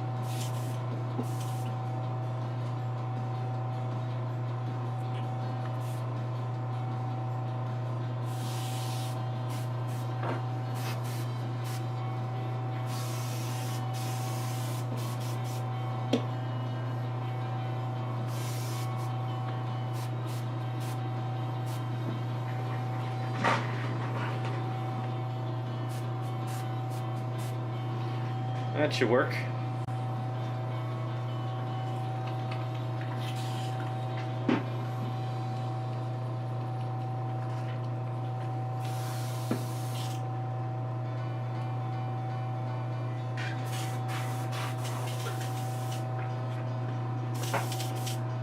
And then we'll get some of our matte color, satin matte varnish. I don't like using matte varnish in my airbrush that I use the detail, but I gotta clean it out anyway, so it doesn't really matter at this point.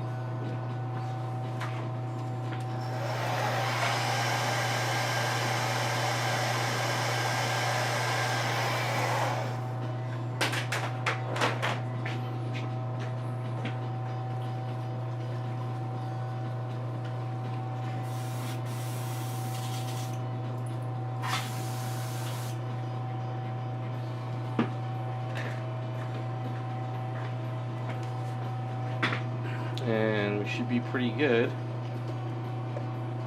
Yep.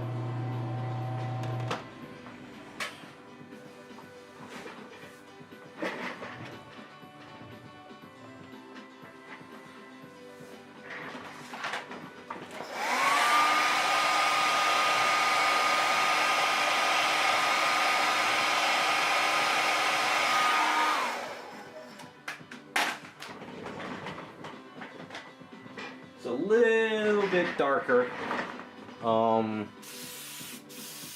So if you have some control with your airbrush, I gotta paint the gold anyway, but if you have a little bit of control with your airbrush,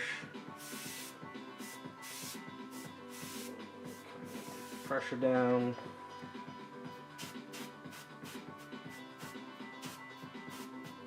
Sort of lighten it up a bit. And that looks good.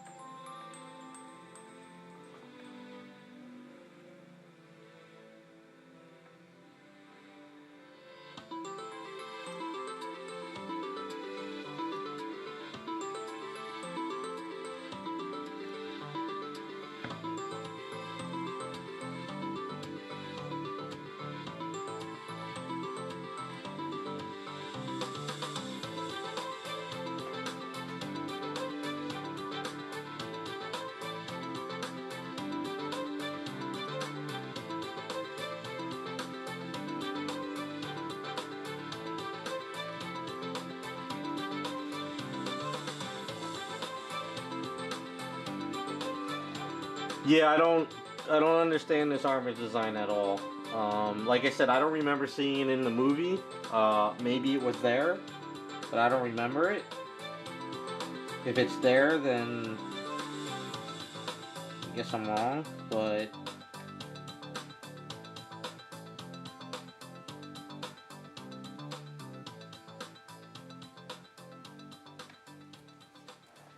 it is a little strange.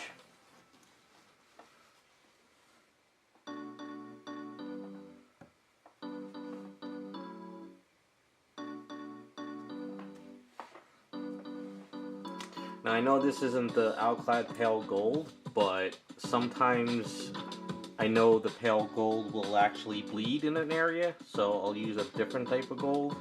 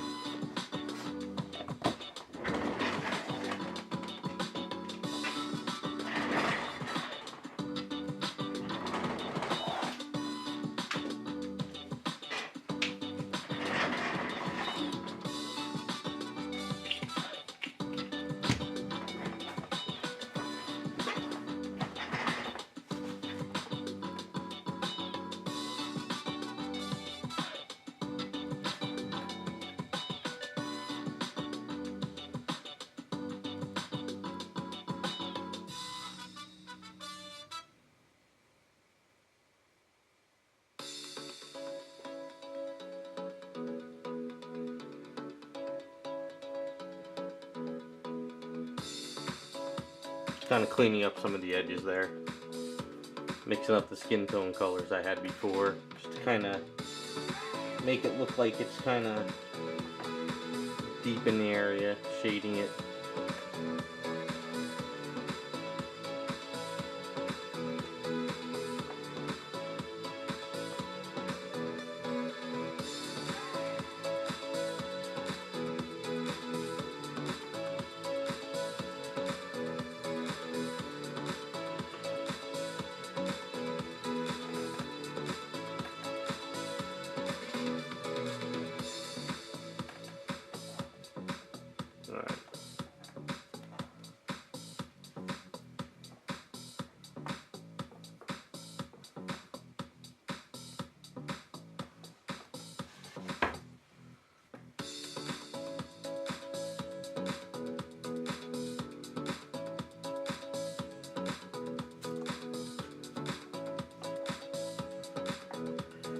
Alright, so that's cleaned up.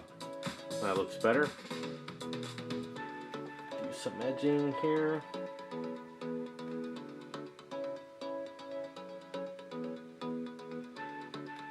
There we go.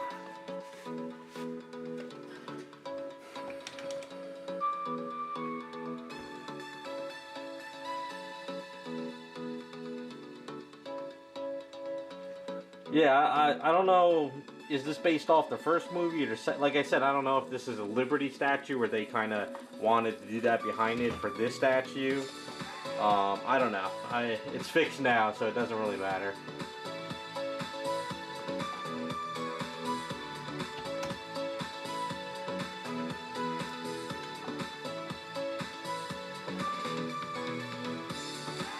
So I gotta do the leather pieces, gotta do the hair afterwards, and then I'm gonna clean up the hands. The armor, the See, I don't know if I can bring out this chrome on these bracelets. They're not bad, but I can't tell if it was rubbing off where the black is showing, or if they just didn't hit enough chrome. Because I'm actually worried about what is of this clear coat.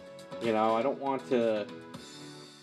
I always get worried that a pre-paint item that, you know, like a factory item's different, but with this type of an item, I don't know who did this. So I don't know if I spray on it, it starts to get a reaction. So I always get worried about other people's paint-ups. But factory stuff like Sideshow and all that, it's different because I know what those paints have done. But with other people's paint-ups or, you know, these fan art items, I don't know who does what. So I always get concerned about trying to paint over that stuff.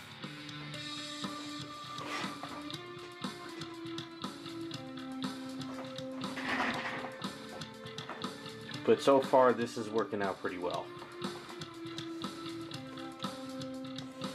Oh man, this was a busy week. I'm looking at this thing and realize on how much I did to this.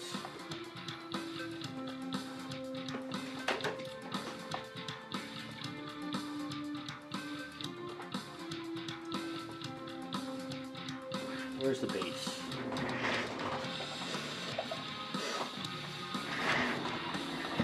Yeah, so Monday, I think I'll get back on her on Monday. And I'll do all the leather. Finish up the hands. Do the hair. The eyes are always last. Go over her, make sure I didn't miss anything.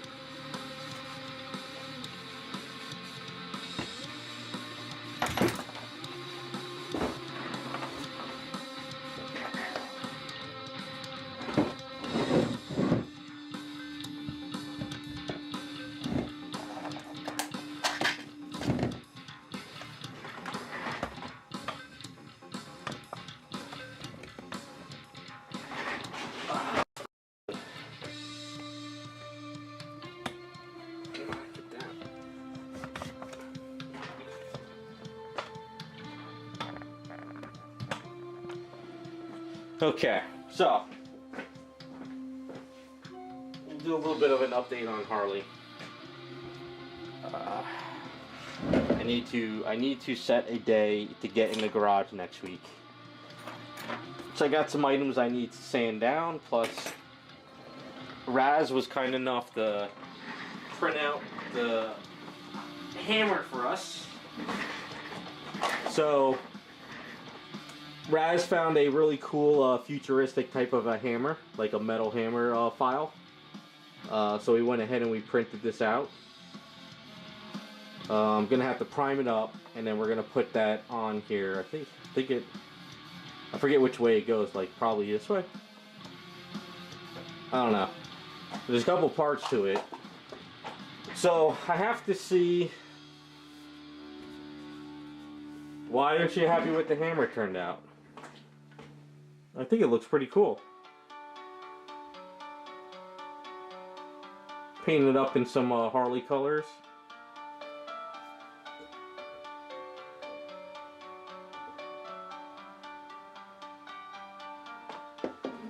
So I have to debate let me go in the garage and see if I can find something.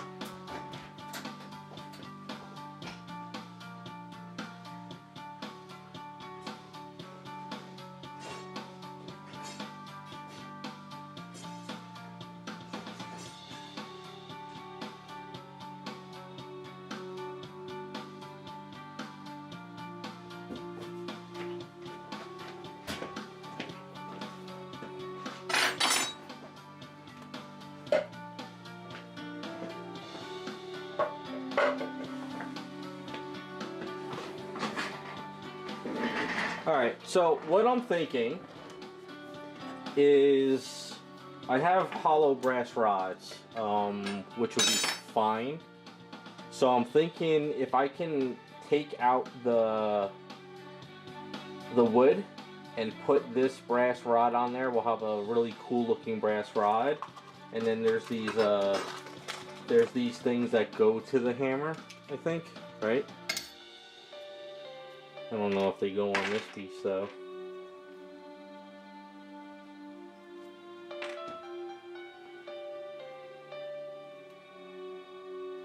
Yeah, so we can put that there, and then we can put this on the edge of this piece here, like so. Yeah, I don't think these are gonna go around it. It's too big. Sorry, we don't really need them though. I could come up with something else. But this is kind of a cool end piece, I guess. Yeah, that would be kind of a cool end piece.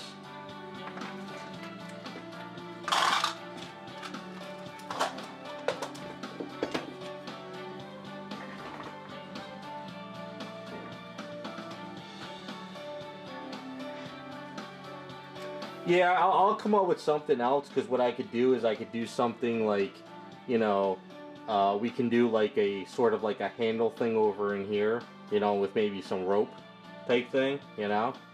So I could come up with something over here. We can use that other piece at the end.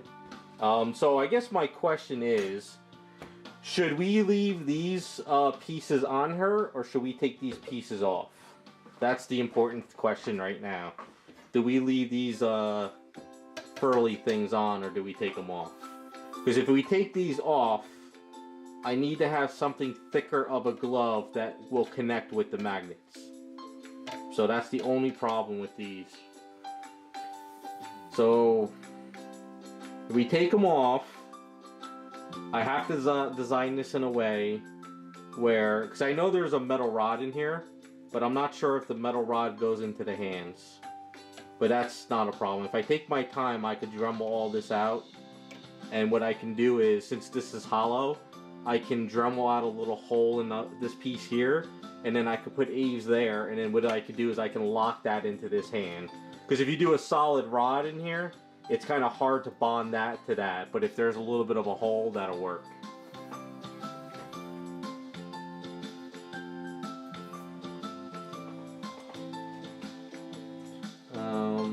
Let's put up the pictures. Yeah, so you see how she's got like a puffy edge, and then her gloves are, I guess, like Velcroed gloves. So if I can make a little bit of a thicker Velcro glove around her wrists, I can do the magnets to them.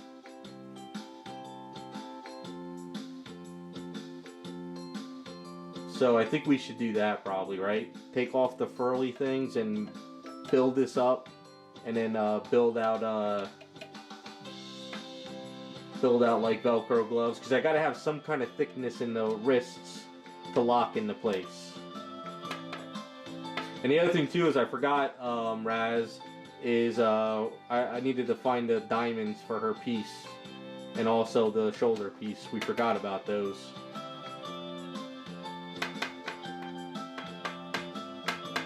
Do you think there's any, Raz, do you think there's any hats, like 3D file hats that we could print out too, instead of sculpting? Or have you ever seen any hats like those? I can sculpt it, but I was just kind of curious. Or do we not use the hat and sculpt a different type of hairstyle?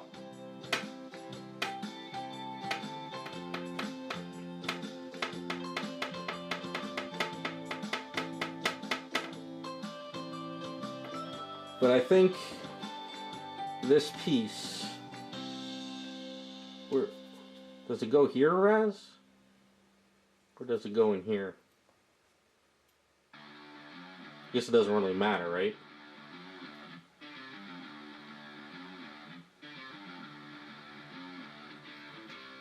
Think I should find some hairstyles and do a poll on Patreon, and we'll pick a hairstyle? Maybe we'll do that instead. I'll find some Harley hairs that I kind of like, and then maybe we can have something fun with it. Like this. If it goes like that, I think that looks the best.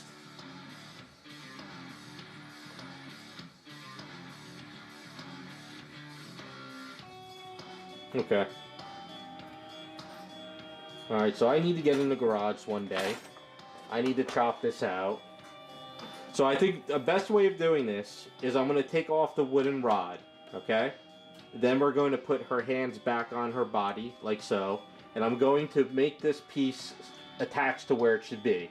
Once this metal rod is attached to these pieces, then I can break these apart. If I try and break this apart and then try to do this, it'll be a nightmare. So I'm going to take off the... I'm going to go in the garage this week. I'm going to grind all this out. We're going to try to slide this piece in next week. We'll try to get this situated. And then after that, we'll start chopping off these pieces. And this way we can have something removable.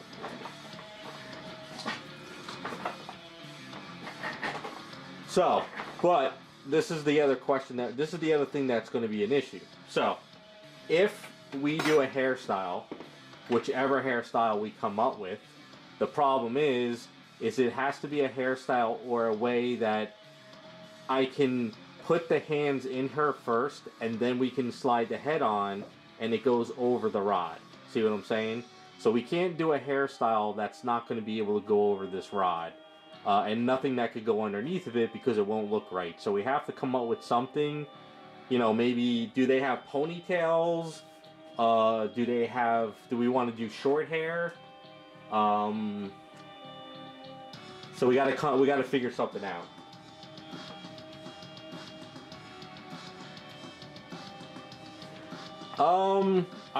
We could do a poll on Patreon to see if we want to take down the pinky.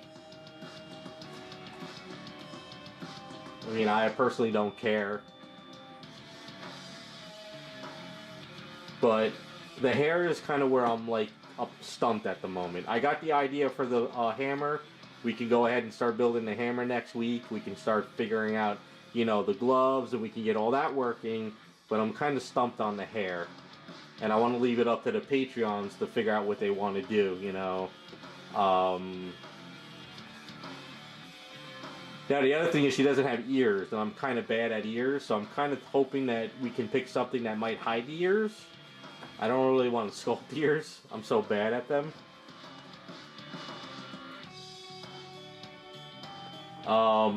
Raz, if you got some ideas of hairstyles that might be fun from her from the anime, hit me up in an email. We'll make a poll. So I'm kind of like... At the moment, I need to get all these elements, and I got to kind of clean up some of these lines. And we got to get some diamonds for her legs. We got to get her patch going. So we're kind of like... I usually get into these phases with customs where I could get in limbo until I start getting the elements to finish it off. And I also need to do garage work, so it's kind of hard to do it right now. But I'm thinking a nice, cool hairstyle that might hide the ears, and that can go over the, you know, I don't care if the hairstyle comes down a little bit and then goes over it, or if like one hair piece comes here and another hair piece goes around. As long as it's something that I can take the head and slide it on and then slide it off, you know what I'm saying? That's kind of the idea I'm thinking. If I have to sculpt ears, then I'll figure out a way to do it. I can always ask you to print me a couple of ears, maybe, you know, find a file, cut off the ears and print them, because like I said, ears are my downfall. They always look like some weird alien crap. I'm just being honest.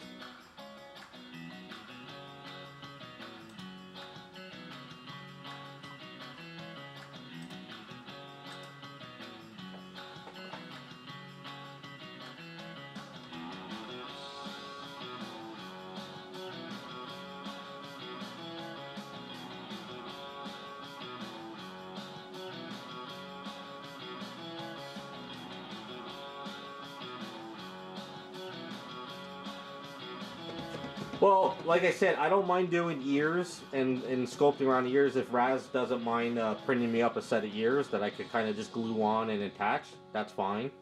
And we could do a short hair. So what we'll do is we'll get some pictures. I'll make a post on the Patreon page on Sunday. I'll let you guys vote, decide what you want to see.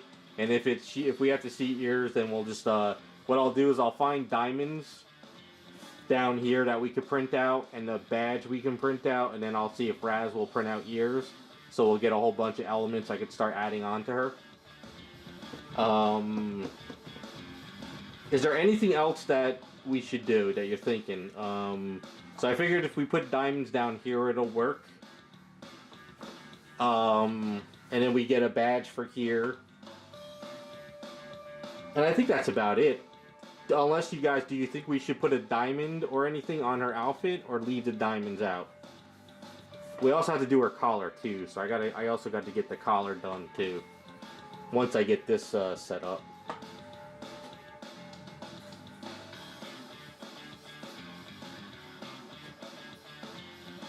I haven't done much sculpting. I've been painting, so I haven't had a chance to really like use any extra A's to clean all this up.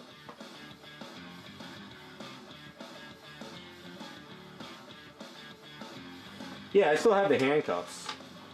You know, we still have the handcuffs on her, so I mean, she doesn't really have a belt, so I'm thinking, you know, you could always just kind of put the handcuff like here, type thing.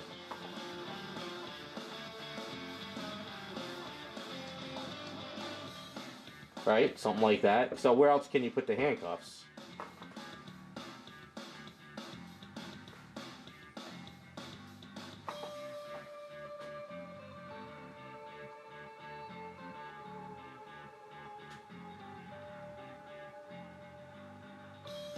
Yeah, if you find, well, find diamonds. You said you had the badge. And like I said, if we do ears, we'll do the ears.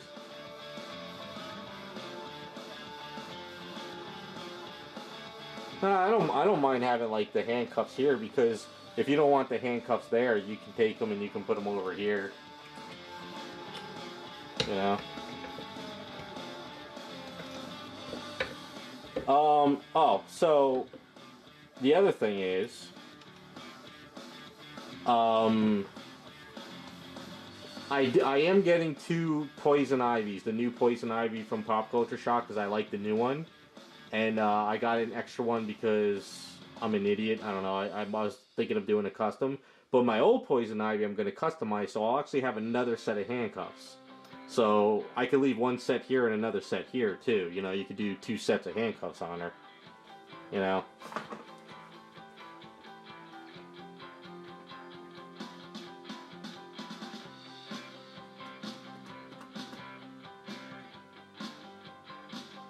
Yeah, but we have handcuffs though.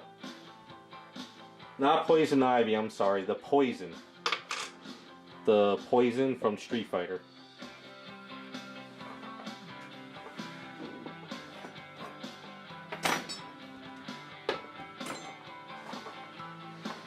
The one I did the Bowsette off of. So because the new one's coming out, and I love that one way more because they defined her more, I'm going to take my old poison, I'm going to use that as a custom later on in the year. So like I said, I'll have another set of handcuffs, so... I mean, one set's fine. Now the only downside by putting these handcuffs here is if you move them and if you put them in and out, you'll scrape the paint. So that's the only downside if we do like any kind of candy coat paint up or silk. So unless I make a mark to make them permanently like that. That's the only downside by making something removable like this. It'll scrape the hell out of the paint.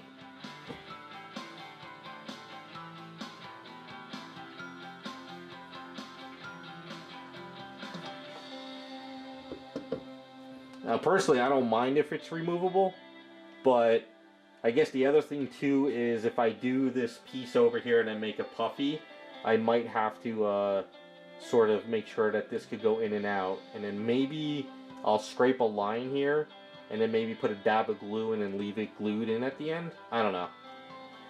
I always get worried about removable stuff because it scrapes paint.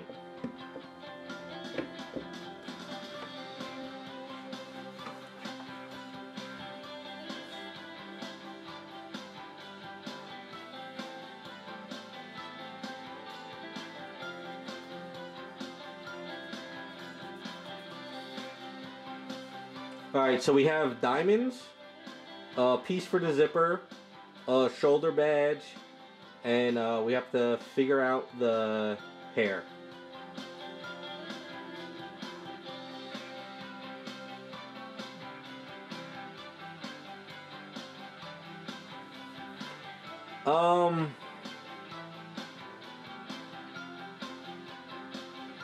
The only problem with putting it on the hammer, like, alright, so say you put it on the hammer here, you know, just say it's there. If I put it in there, it would be locked into place. Unless you leave it at the pinky, we leave the pinky up and you leave it hanging by the pinky here.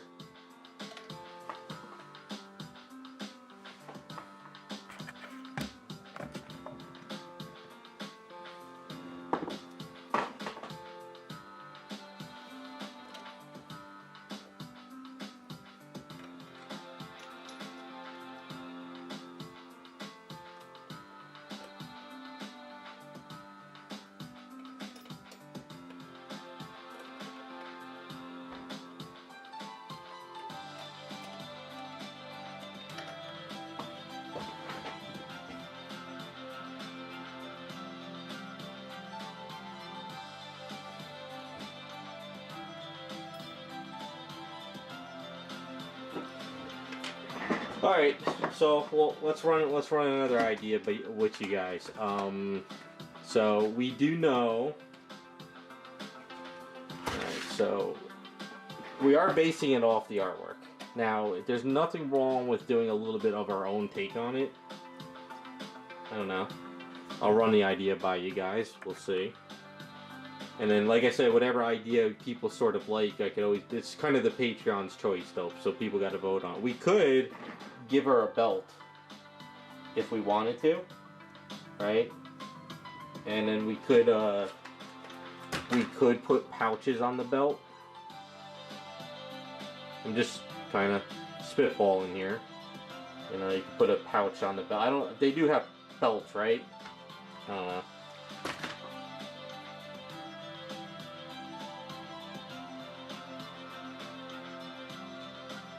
And then we could put a clip here.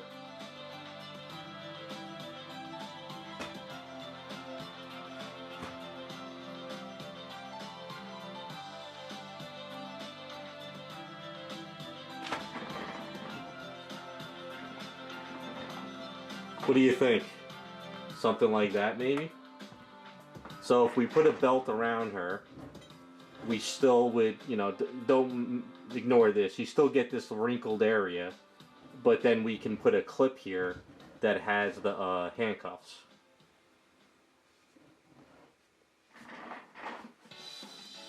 What do you guys think of something like that?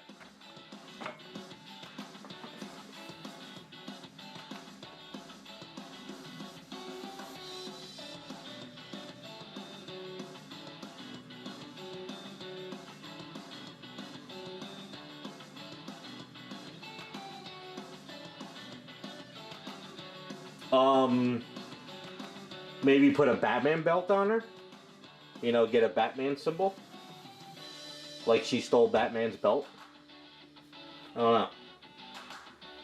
If there's any, like, belt buckles of Batman that we could print out.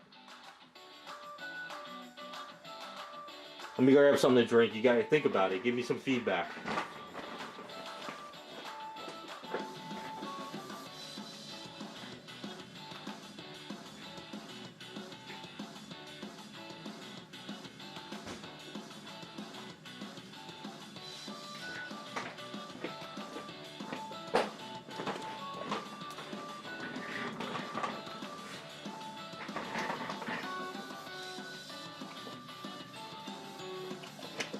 Yeah, Batman with a Harley theme is not bad. I don't know. What do you guys think? Do you like the idea of, like, the, you know, a little bit of a clip over here that we can put the handcuffs on?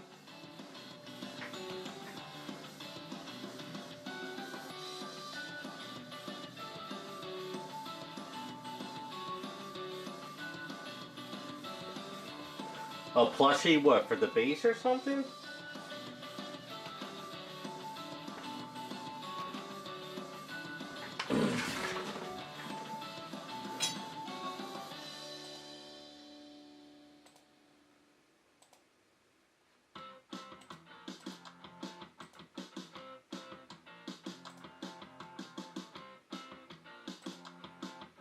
Yeah, this is not bad.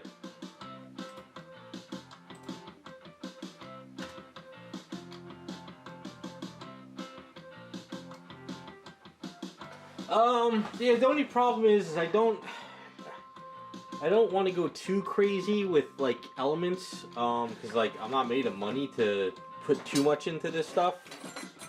That's the only issue with it. I try to keep things, you know, a little bit simple. Plus, I don't have a lot of base here. I didn't really plan for anything like that. But that link that Raz just sent me might be a good belt buckle. You know, a little belt like sitting here like this. It doesn't have to be a thick belt. It could be a thinner belt with a little bit of that belt buckle right there.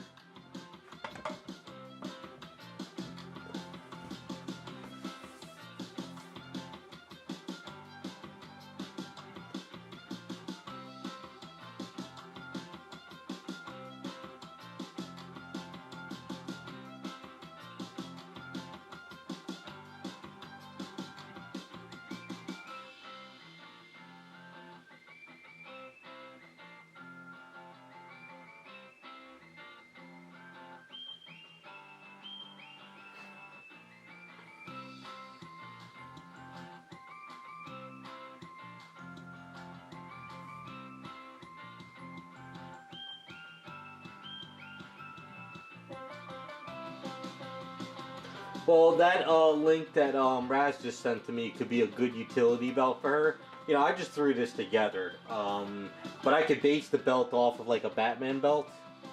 You know, we could do a good simple square perfect belt around her. And then what I could do is I could kind of create boxes around it that look like little pouches, like Batman belt.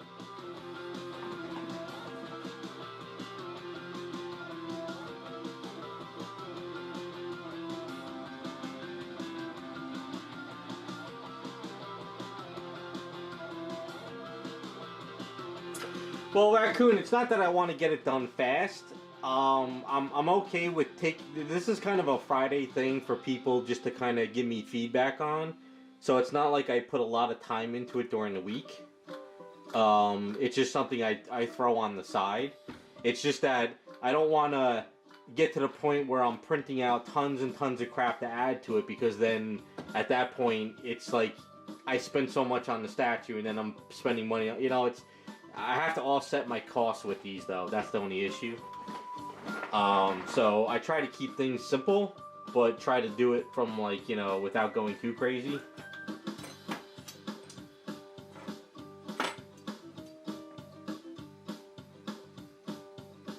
But I know you guys want to add the handcuffs. So is there another way of adding the handcuffs maybe? Trying to think of something else we could do. I don't know, I'm open up to ideas. It's just brainstorming, you know. I do this with clients a lot too when I'm working on stuff. So usually, you know, this kind of gives you an idea of how I do stuff. So in the beginning of a project, we kind of hash out what we want. And then when I get to this point, so like say they wanted this outfit, and then they said, yeah, I still want a belt on her. When I get to this point, then I start I kind of like saying, okay, how about a belt like this, or how about that? And then we kind of brainstorm as we go. So if we don't do a belt, I'm just saying, if we don't do a belt, because it might take away from the figure, is there another way we can add this without doing a belt?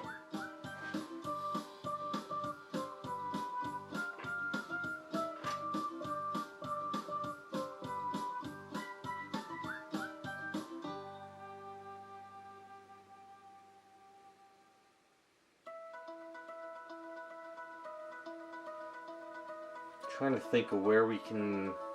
So we have it on the wrist, we have it on the pinky, or we have.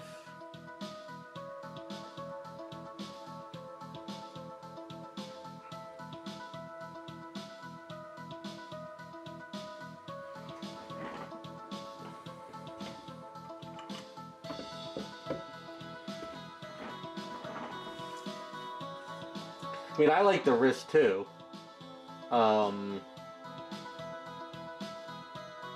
Like I said, the wrist is fine. It's just that in my mind, it's whoever ends up with this, they'll probably scrape the paint and then they'll be upset. So that's kind of only my thinking.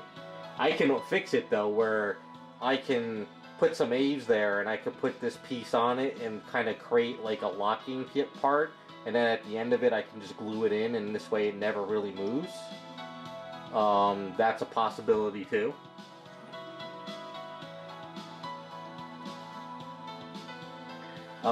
We could add the belt, but then again, like you said in the beginning, she doesn't really have the belt, so I don't know if putting a belt would kind of take away from the booty, but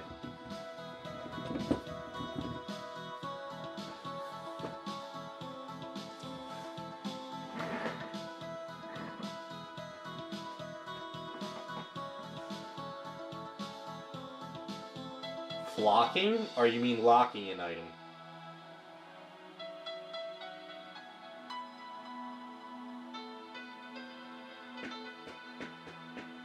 I mean, I could, what I could do is I could Dremel out this area a little bit, put some Aves in there, and sort of kind of bring this down, you know, and then maybe throw a little Aves around here, and I can sort of make it look like it's almost like grabbing her arm tight, you know, on the outfit, and then I can actually paint it later.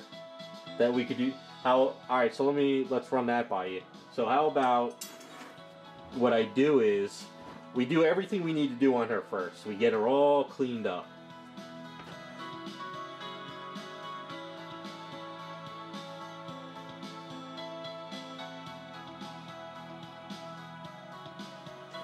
Alright, so we get her all cleaned up, right? We get her hair done, we get the mallet done, we get everything done. When she's ready to be painted, that's when I go from here, and what I do is, basically we put her down like that, right? And then what you do is you kind of mark it where it's gonna go, right? Kind of mark it, and then what you do is you Dremel this out a bit, and then what you do is you put some Aves and you push this down on the Aves, and you let it sit and cure, and then the next day you put some Aves over here, and you make it look like it's like really pushing in her arm a little bit on the outfit. And then it's locked into place, and I would just paint around this, you know, kind of mask this off and then paint it later, you know. I can even disconnect this and connect it back later too as well.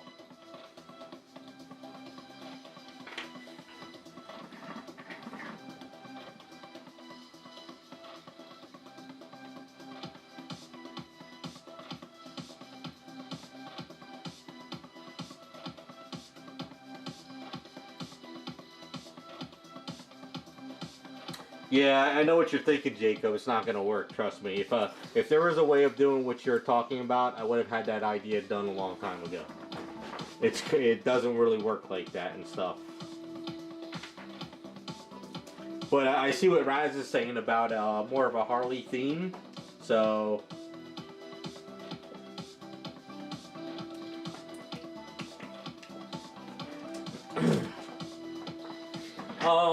alright, well, Raz, how about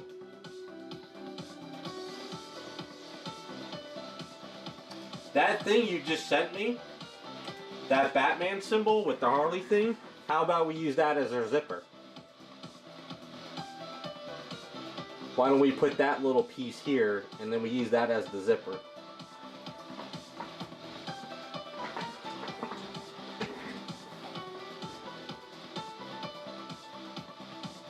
Or we can use it as the collar.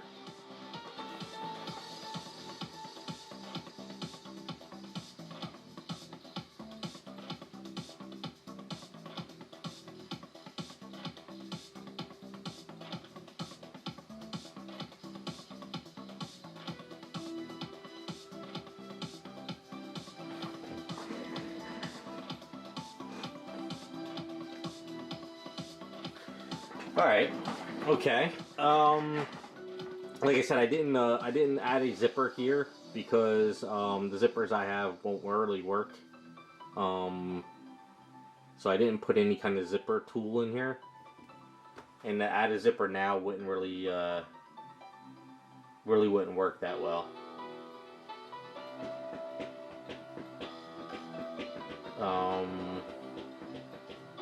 Could work as a zipper, or it could work as a collar, or we can have one as a zipper, a really tiny one, and then we can have a bigger one for the collar, so you can have two. But Raccoon likes the idea of it being on her wrist, right? If we add the belt, it would have to be a utility belt. So if we go the route with the belt, though, that means we should probably have stupid stuff like a can of mace, you know? Stuff that wouldn't really make sense for her, but she would have on a utility belt.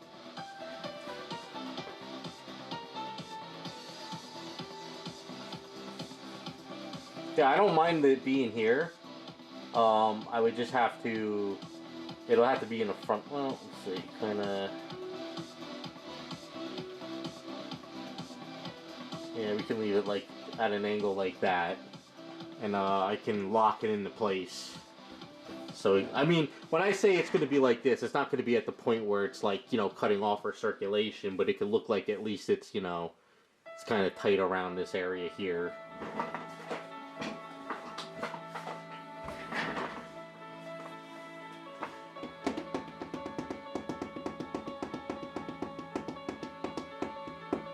So I like that thing you sent me, Raz. So I think maybe a tiny one for a zipper and a little bit bigger one for the collar. I think that would look kind of cool. Batman symbol with a little bit of the Harley on it, and then we can find some diamonds for here.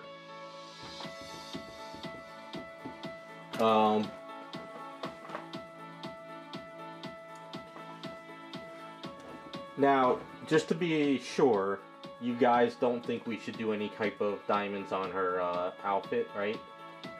Just to be on, I just want to ask, just to be on the safe side.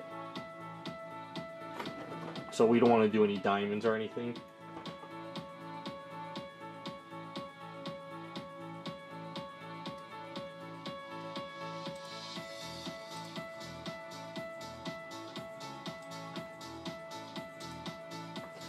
Alright, we got some ideas. I'm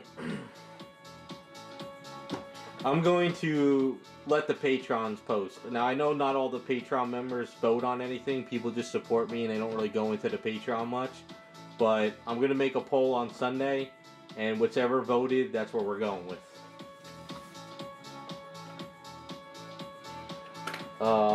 See, I don't mind doing diamonds on the hip.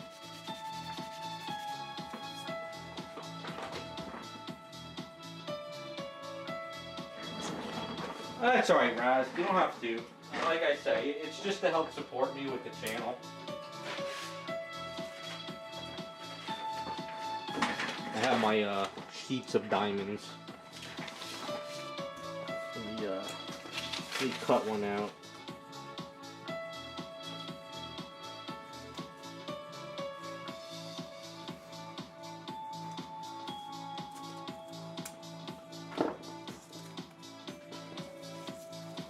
So, Raccoon likes the idea of the diamonds on the hip. What do you guys think?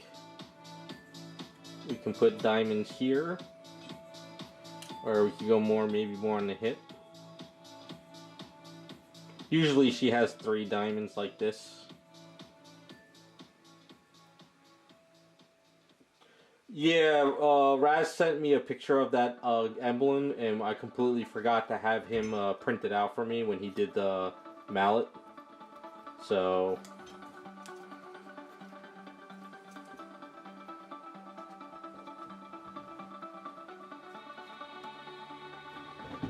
unless we put the diamonds on her booty, right here.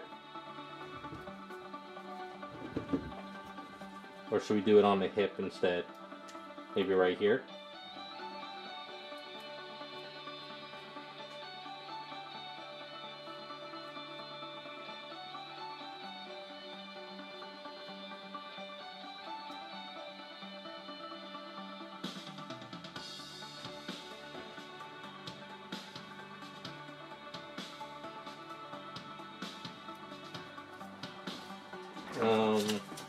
We have...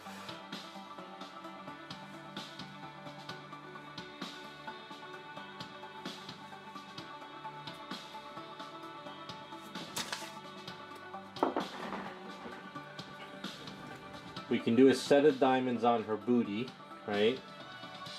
And then we can do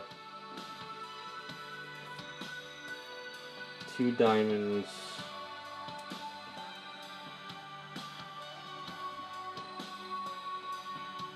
Up here, maybe?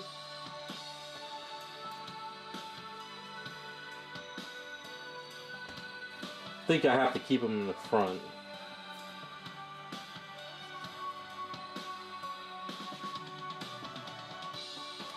Unless...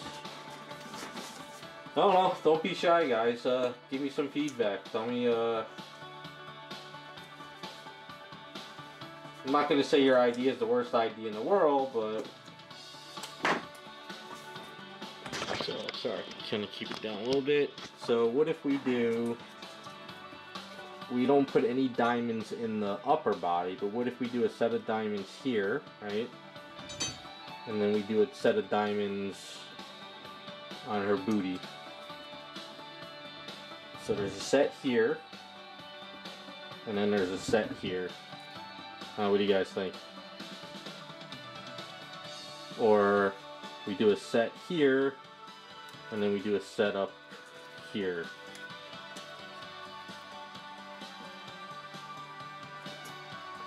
Well, she's a police character, so we need to do sort of like an emblem in here instead of diamonds. So Raz found a really cool thing I want to use for her shoulder. Because she's turned like this, right? So we're kind of looking at her in this angle. So I want to make sure there's some kind of patch here, like an emblem shoulder, to go with the artwork. But I don't mind adding diamonds to her outfit, but I'm not sure where we should add them.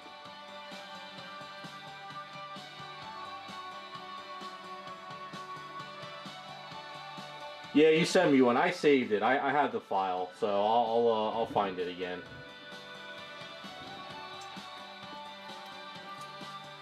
Now, normally, she has the diamonds on this booty, then she's got the diamonds on this calf muscle, and then she's got the diamonds, like, over in here, and then on her arms. That's the normal look.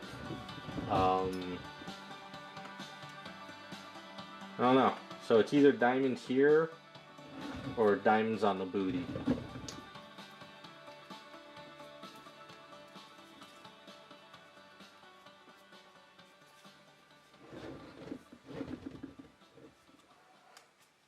Or do we do diamonds up here?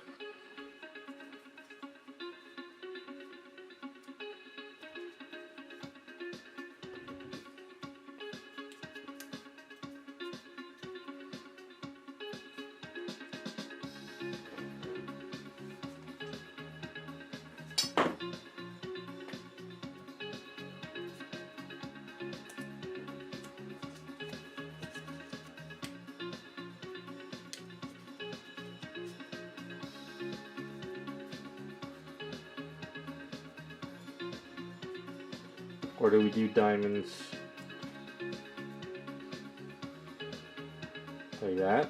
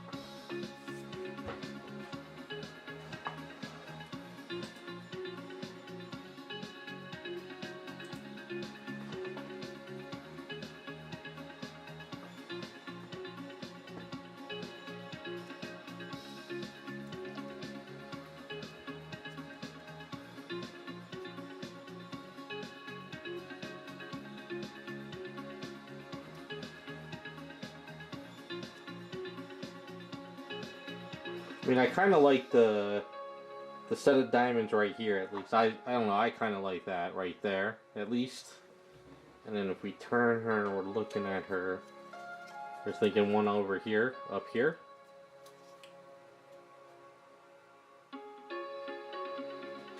What do you guys think of that? Set of diamonds here on her hip and a set of diamonds on her left chest. As far as tattoos on her skin, I don't really want to do that because I'm not that good at it. Because if I'm one mistake with the line work of diamonds, I'll look like shit.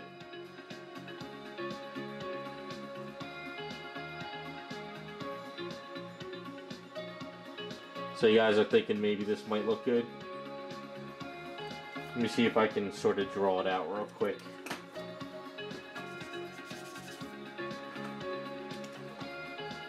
Now what I could do is I can make them raised a little bit and make them look like patches.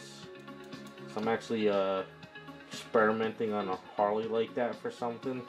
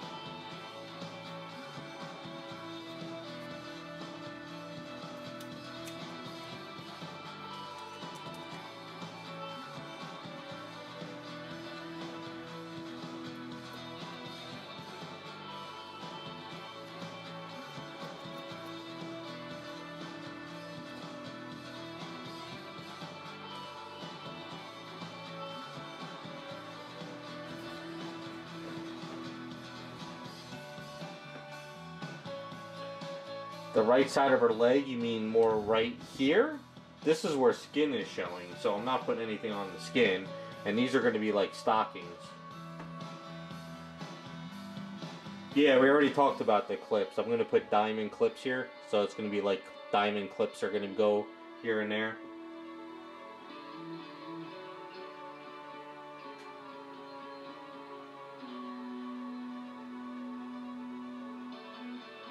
Yeah, these are going to be the stockings, so they're going to be semi-translucent, you know. I'm going to try to give it a little bit of line work to make it look like stretchy lines, like I did with this one, what was it, the one Jessica Rabbit I did. Because I'm also thinking of, you know, when I do the lines, I'm going to put a line coming down her leg in the back with paint. So there's going to be like a line coming down here, and there's going to be a line going down here.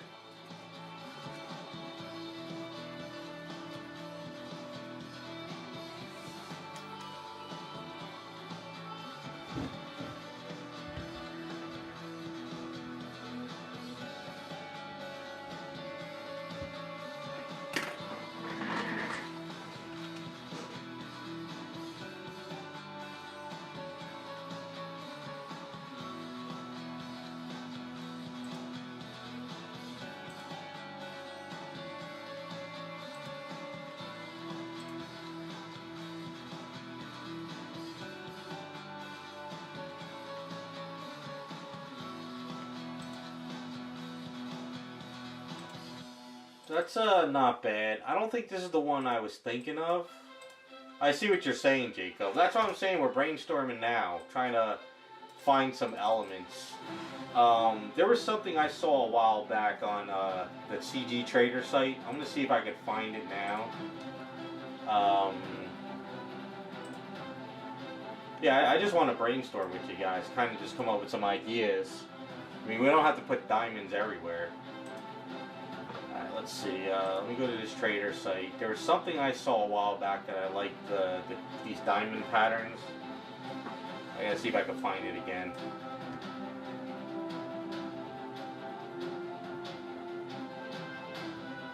No, that's fine, Raz. I see what you're saying, but I had a different thing in mind. Let me see if I can find it again, if the site will load up.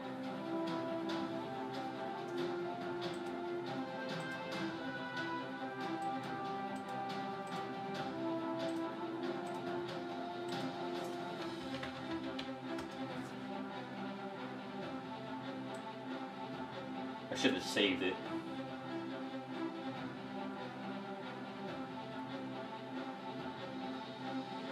Now when I say diamond clips here, they're not going to be huge. I'm not saying that they're gonna. I'm just thinking like really tiny little diamond.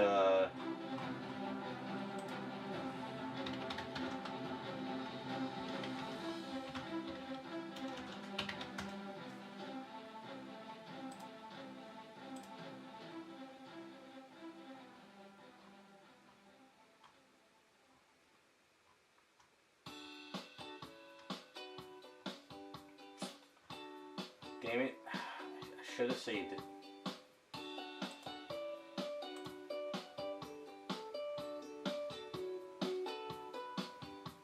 Yeah, I can make different sizes. I'm just trying to plan out an idea for now.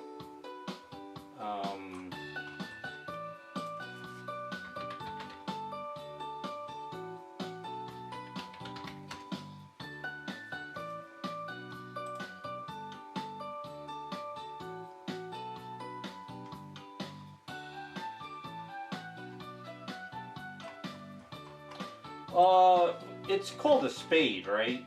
It's not really a diamond, isn't this? Or trying to, because everything I'm typing in the site is like crazy 14 karat gold diamond ring shit.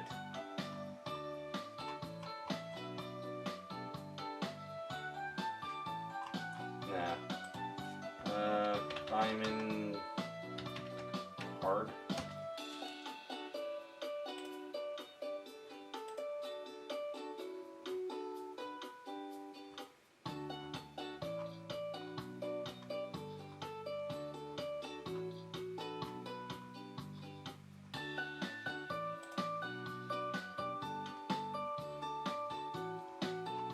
If I can't find what I was looking for, I could probably bug Iceman to make one for me real quick. I'll show you what I had in mind. My idea for the clips, so let's take this stuff off. My idea for the clips was really, really simple, nothing too crazy. So what I wanted to do, my idea was just get a small little clip that goes here, right? Something small. And the idea would have been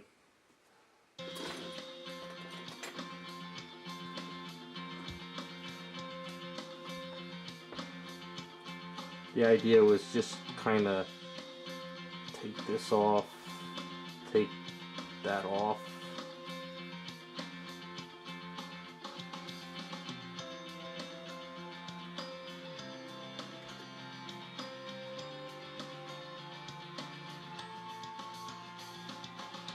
And take that little piece off. And I was thinking of like having like diamonds like this. It's not like a clip like that. That's kind of what I was thinking. Something simple and stupid like that for like the clip. Which I can probably make on my own, now that I think about it. But that's kind of what I was thinking for like a clip. Not as big though, a little bit smaller. So maybe I'll just do that myself. I'll just put a little thing of Aves, and then what I'll do is I'll just kind of like cut it, and then I'll just have like a 3-pronged diamond clip like that. That's what I was thinking about the clip. So I wasn't thinking about a huge diamond thing. So maybe I'll just sculpt those. It'd probably be better that way.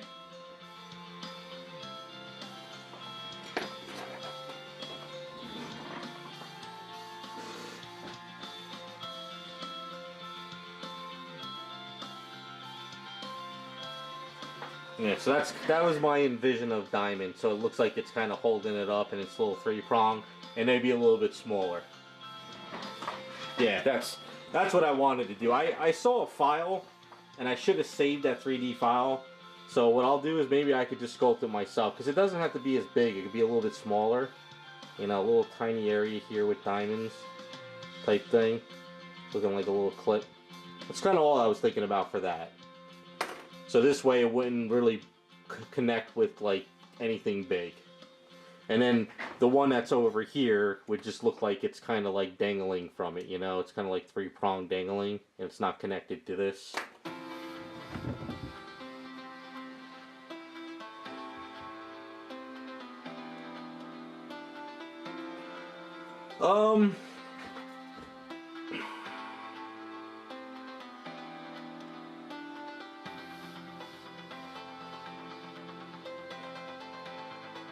There's really not much more to map out on her.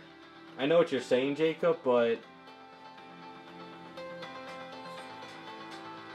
it's either we put the diamonds here, or here. You know what I'm saying? I could put the diamonds here, but I think it would look better only because she's kind of looking at you in this direction, right?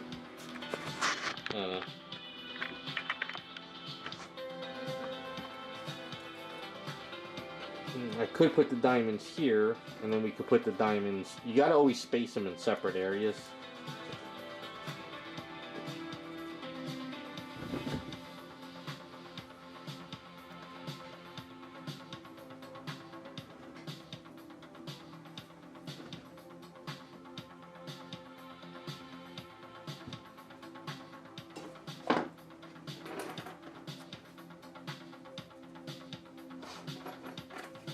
Right, we have a little thing here.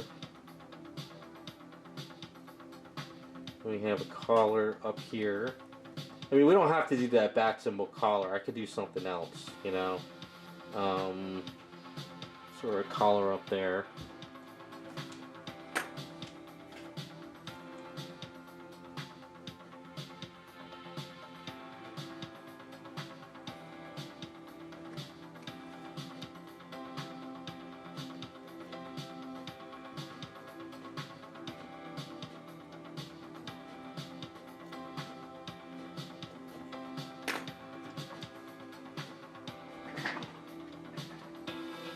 Alright, we can skip the collar, the back collar. I could come up with something else.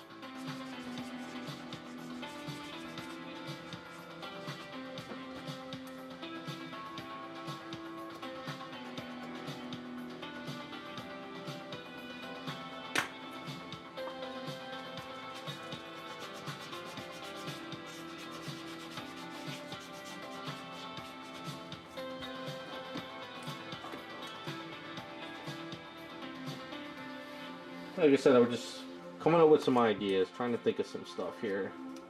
What if we...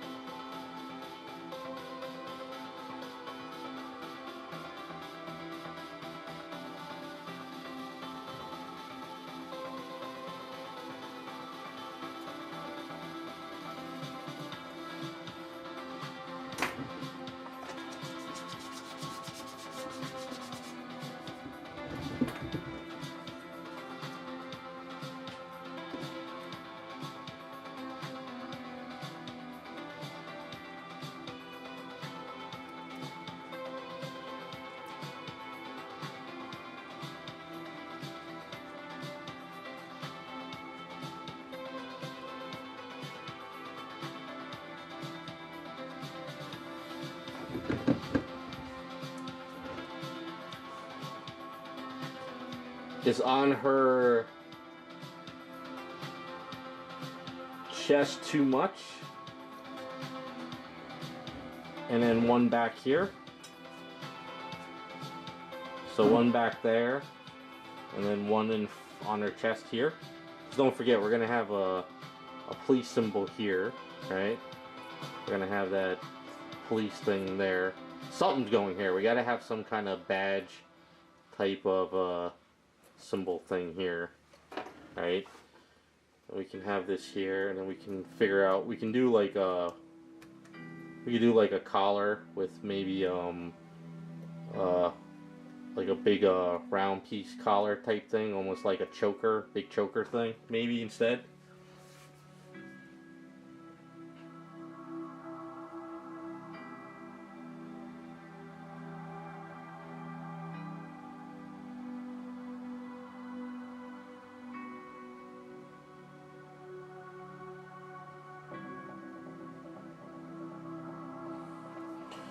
And so we have to the diamonds here. So just like, alright, so you know what I'm talking about, the pattern, what I wanted. So we have that pattern there. We have this pattern diamond thing there. We have the one flipping off over here. We have this diamond pattern back here. And then, so we have one little small diamond set here. So this is open mouth here. This is open mouth there. Her badge here. And then what we could do is, I could grab one of my big hoops and we can give her a thick collar. Like a really thick collar, and then we can have the belt buckle of the collar sort of like sticking out, like, you know, one of those is it goth girl collars, I guess. Maybe we'll do one of those.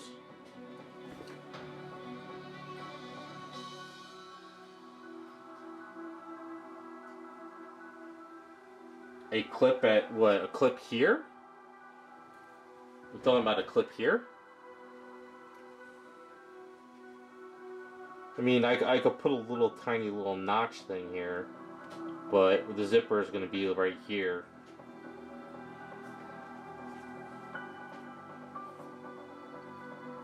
But it's not really a zipper. Like I said, I didn't put a zipper on this, and to add one now would be a nightmare.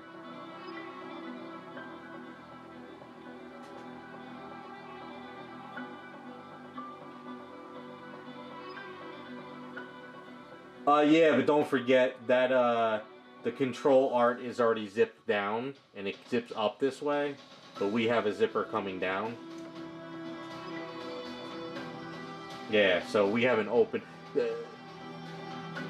don't think about we're trying to follow exactly the artwork. We're trying to kind of go off book a little bit.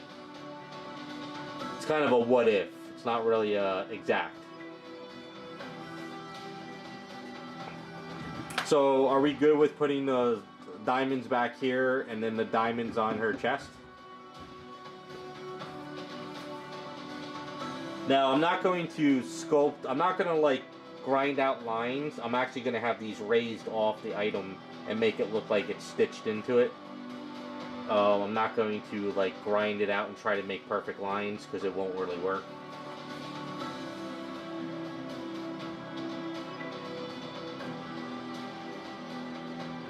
Yeah, we voted on having the chest open, so it's kind of like different. It's kind of a little bit of a different take on it.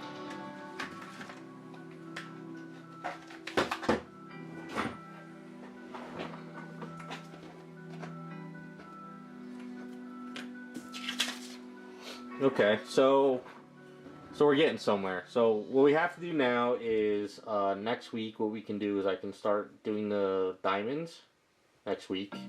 We can do the diamonds also on her parts there. I'll try and get up off my ass this Sunday before I start working on my taxes and try to get some files to Raz to print out. We could do some scaling. And then he can print out this piece for me here, and I can get that other piece for this. And then I guess I'll figure out for the hair. I'll post a poll on Patreon. Find some hairstyles of all the pictures Raz sent me. I have your old emails, Raz, and then maybe we can vote on something and see what would work good. I don't mind doing ponytail for her. I mean, pigtails for her again, but maybe we can. We could even make them, actually, alright, I could also run this by you too.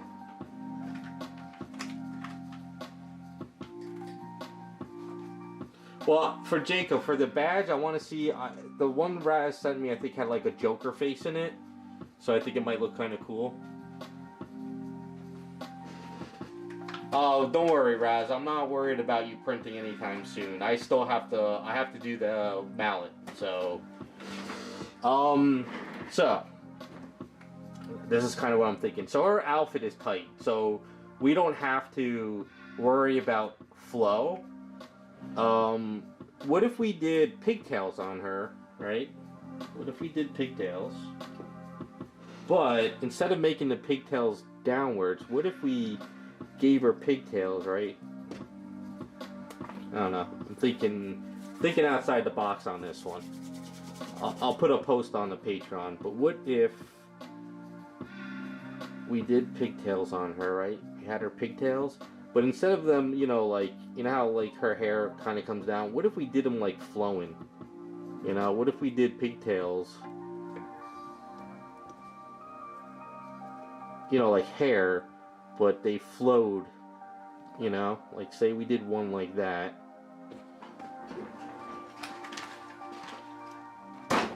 I don't know, I never did pigtails flowing in the wind, so maybe that's an idea.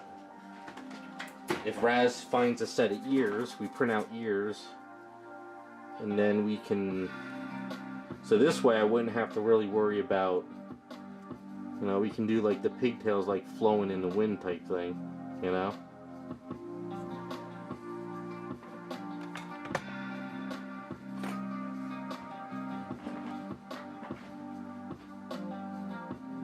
I don't know, I'm just trying to think maybe we can do something a little bit different with hair.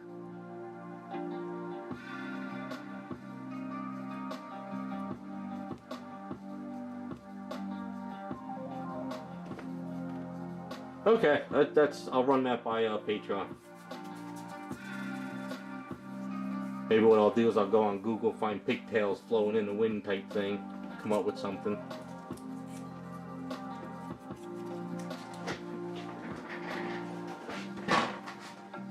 Gotham SWAT would be kind of cool too.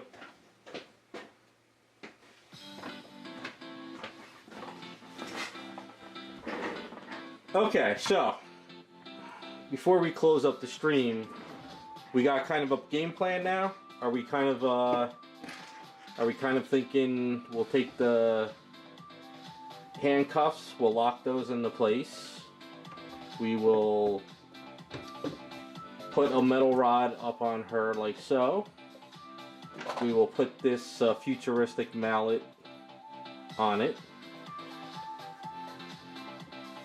I'm thinking maybe if I could paint it all metallic red or something, and then we could paint it a metallic black in areas. It could be like a, so I could paint this whole thing in a like an aluminum type of mallet, like Anodose Chrome. We can do it with the Spaztec Chrome and then the Spaztec Clear Red. All right. So we have her. So we have the elements. So I'm going to pick. We'll pick out a piece to use for here. I don't really want to do much with the base. I want to keep the base simple. I'm thinking just a generic black base with some. You know what it is? I want her to stand out. So I could do a marble base, or I could paint it black, or whatever. I don't want to do something. You know, nothing too crazy with that. But are we good with the diamond placement?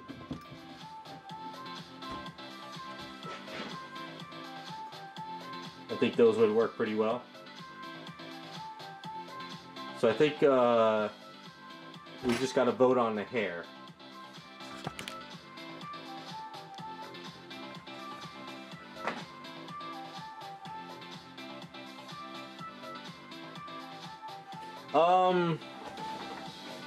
I have, you know what I have? I've never used before. I got these in my box of parts. Instead of bullet casings, I've always wanted to use these things. I'm thinking maybe we can glue these down to the base, or we can just leave them and let people do whatever they want with them. So a friend of mine gave me these.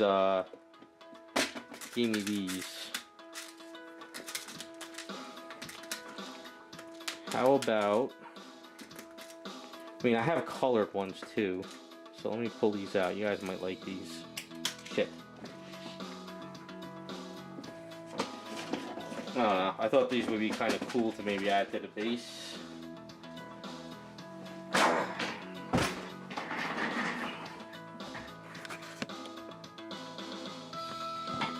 So I have these little dice. A friend of mine gave me these. You know, how about, you know, I could glue them down, or I also have, where are they?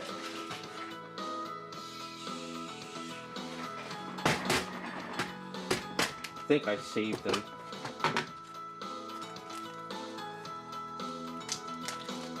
I also have some playing cards. I saved these. I forgot where I got these. I think they were at like Michael's a long time ago. So you put a couple playing cards around the base type thing. I don't know. Something like that. Like even under her feet. I could glue them down too, you know. I mean, I have a whole bunch of, you know, all these different little cards. I think I don't think I have the Jokers anymore. I don't know if the Jokers even came with it. So what do you think of something like that?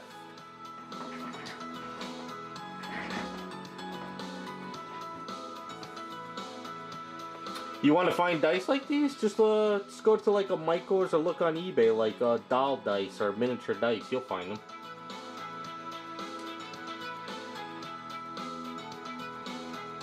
Yeah, I could. Well, what we could do is we can add a little blood to this. You know, if I do this clear red, then it won't work. Unless I make this steel, like make this all steel. And then put blood on this, and then blood down there. But if we start doing blood splatter, do we do blood splatter on her like I did with that bloody nurse? All right, we'll run that by the patrons. We'll do a vote on that before we start painting. How about that? Well, we're gonna run the blood splatter by Patreon if they want a clean version or a bloody version. That's how that's gonna work. But we got cards and dice for her base. Now if I do a dark base on her, I do have white dice as well. I got a whole thing of little dice in here. So we got green, blue, white, black, and all these other ones.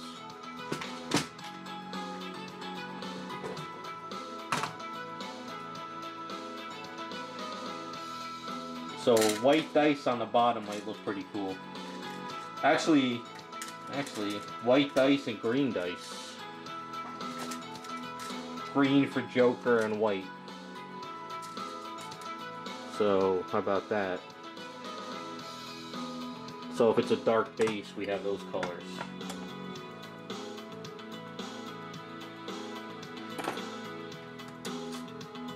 Too bad I don't have purple. Oh well.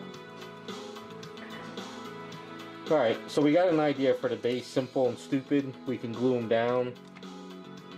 The dice I'll leave loose, so like whoever gets it, but with the cards we can glue the cards down.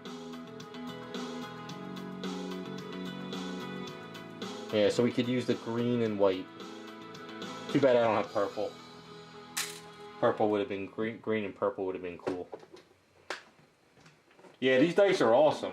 If you guys are, like I said, you know what you guys should, you know, if you ever hit a Michael's store or you're on like a hobby store and you find little trinkets you like, buy them for like $2 or $3 and then you start getting like a whole arsenal of weird shit you can use.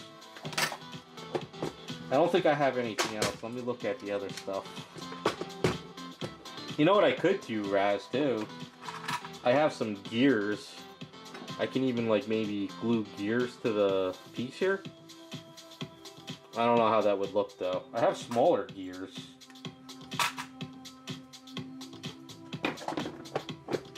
Oh. Let's go through Oh, we're not making her steampunk. Yeah, I'm thinking, yeah, so I have some weird more shit in here.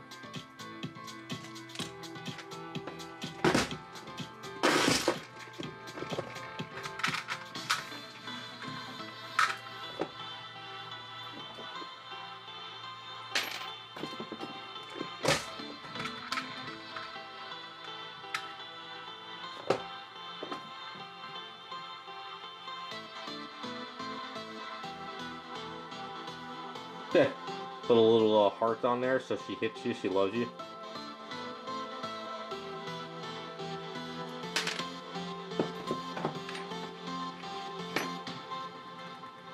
Yeah, Joann's too, you're right. That's where I find some of my stuff as well.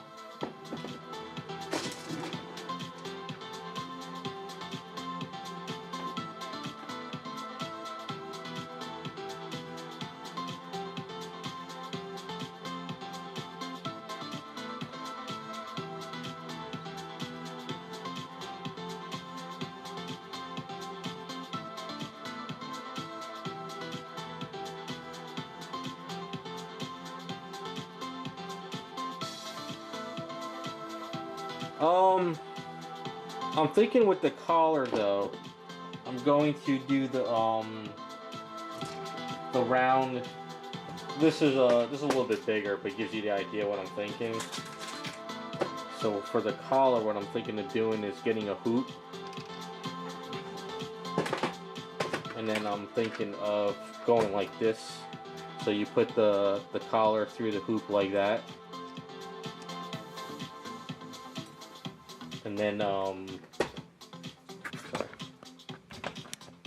And then you have a little piece that comes underneath of it, and then it's like that. So I'm thinking of doing that with the collar, you know. And then you have your little holes, and then you have a piece that sticks there.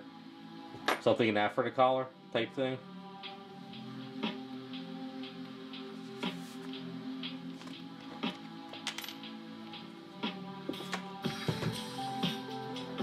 Just so it doesn't stand out too much, but it looks like it's a really tight collar, like, you know. Hold on, I got another thing at the bottom here. So we have more stuff in here. So there's a lot of my chain stuff. Nothing in that one.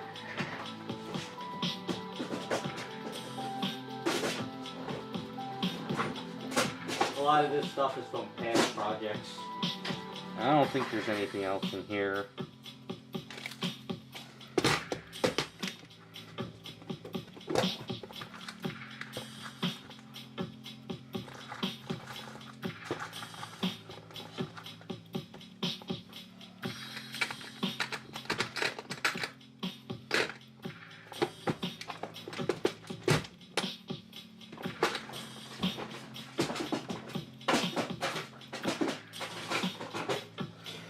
Alright, so this is part of the brainstorming process, just kind of looking at random stuff. Oh, I have this one here too. I don't know if this would work. I have this heart. She doesn't really do heart stuff, right?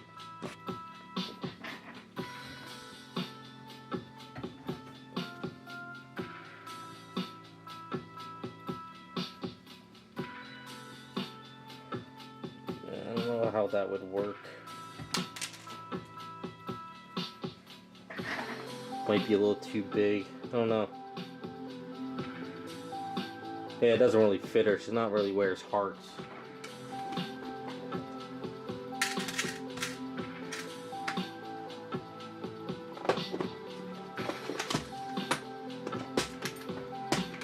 Alright, we'll come back to the idea of any add-on stuff like that.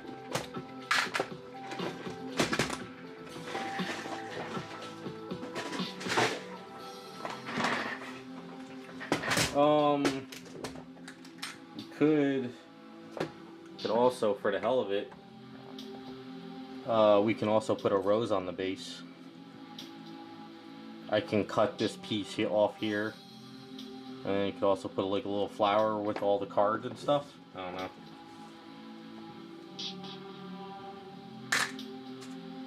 It's about all the little trinkets that I have that would work.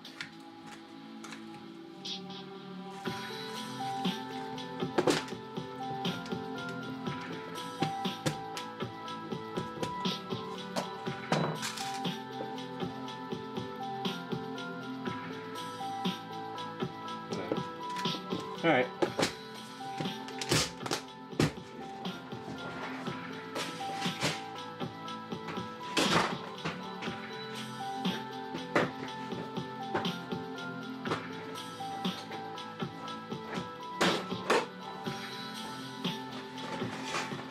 Alright, so I'm tapped. So we got a plan. So what are we thinking? We looking good now? Do we keep, we lock this into place? We take these off. We put a rod up here next week with the mallet. We plan all that out. We redo these gloves and pieces up here with magnets. We'll start working on the collar. These pieces, we'll get this printed out. And then what we'll do is I'll find some hairstyles that look good. And then we'll do a vote on Patreon for the hairstyles. So we got a game plan, guys.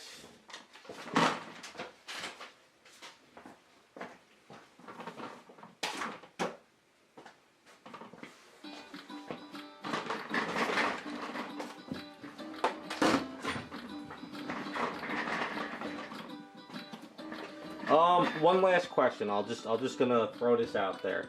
Do we like the size of the mallet?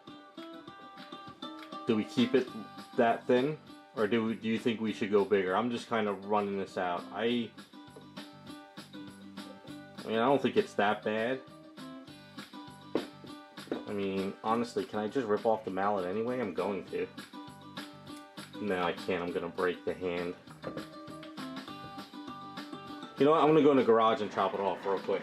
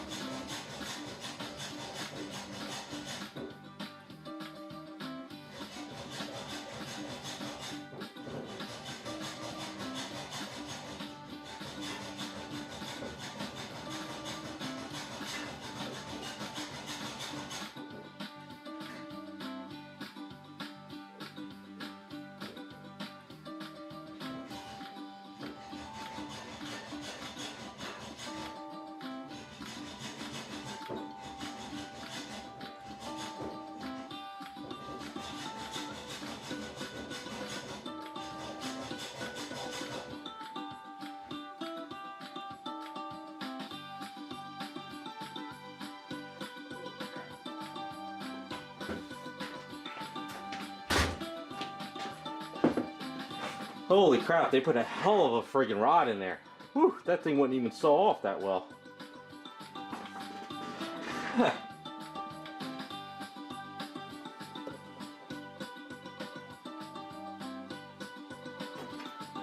I think the mallet size is okay, right?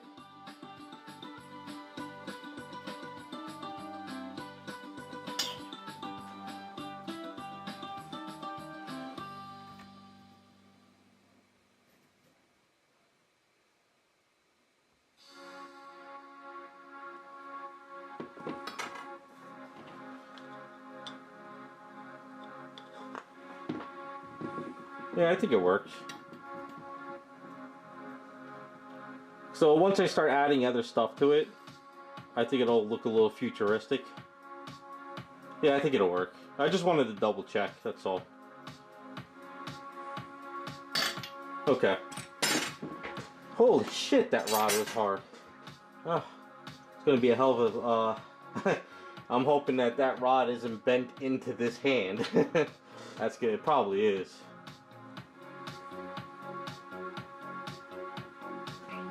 So wait, it connects to this. Is it this way? Or is it this way?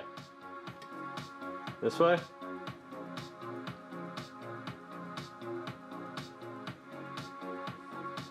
So this is how it goes? Alright.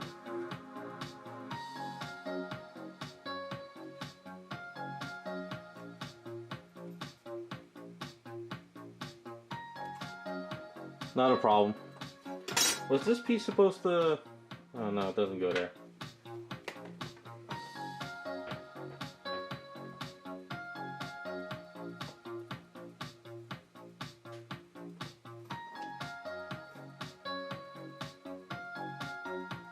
Well, I mean, it doesn't really matter which way we go.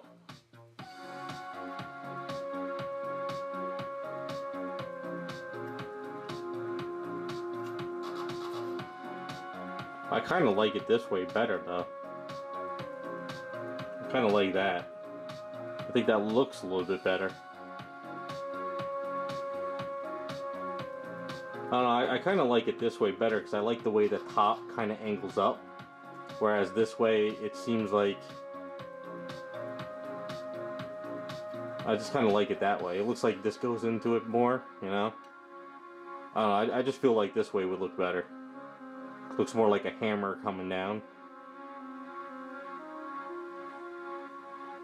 I don't think it really matters at this point. Alright, I think I'm done for today. But I'm going to post on Sunday. I won't forget this time. I'm definitely going to get it. On Sunday, we're going to do some votes. Kind of just want to double check everybody likes what we're doing with this. I'm going to post another poll for the hair. I'm going to look at all the stuff Raz sent me. Going to get all these elements ready to go. And then we should be good. And then this week, if I get some time, I'm going to get in the garage and grind this out. So that's what we got for Harley. And then if I get in the garage too, I can start prepping up Psylocke, and I can start working on a video series for that. And then, once I get my Wonder Woman done, and I get the Rogue done, I can actually start doing get back on that Mary Jane statue too on the side. Got a lot of shit to do. I gotta pull out some kits soon. So that's where we're at. Alright guys, I am done. I'm packed. I appreciate the day. Got some good brainstorming going, so I'm happy about that. But you guys have a good weekend, and I'll see you next week.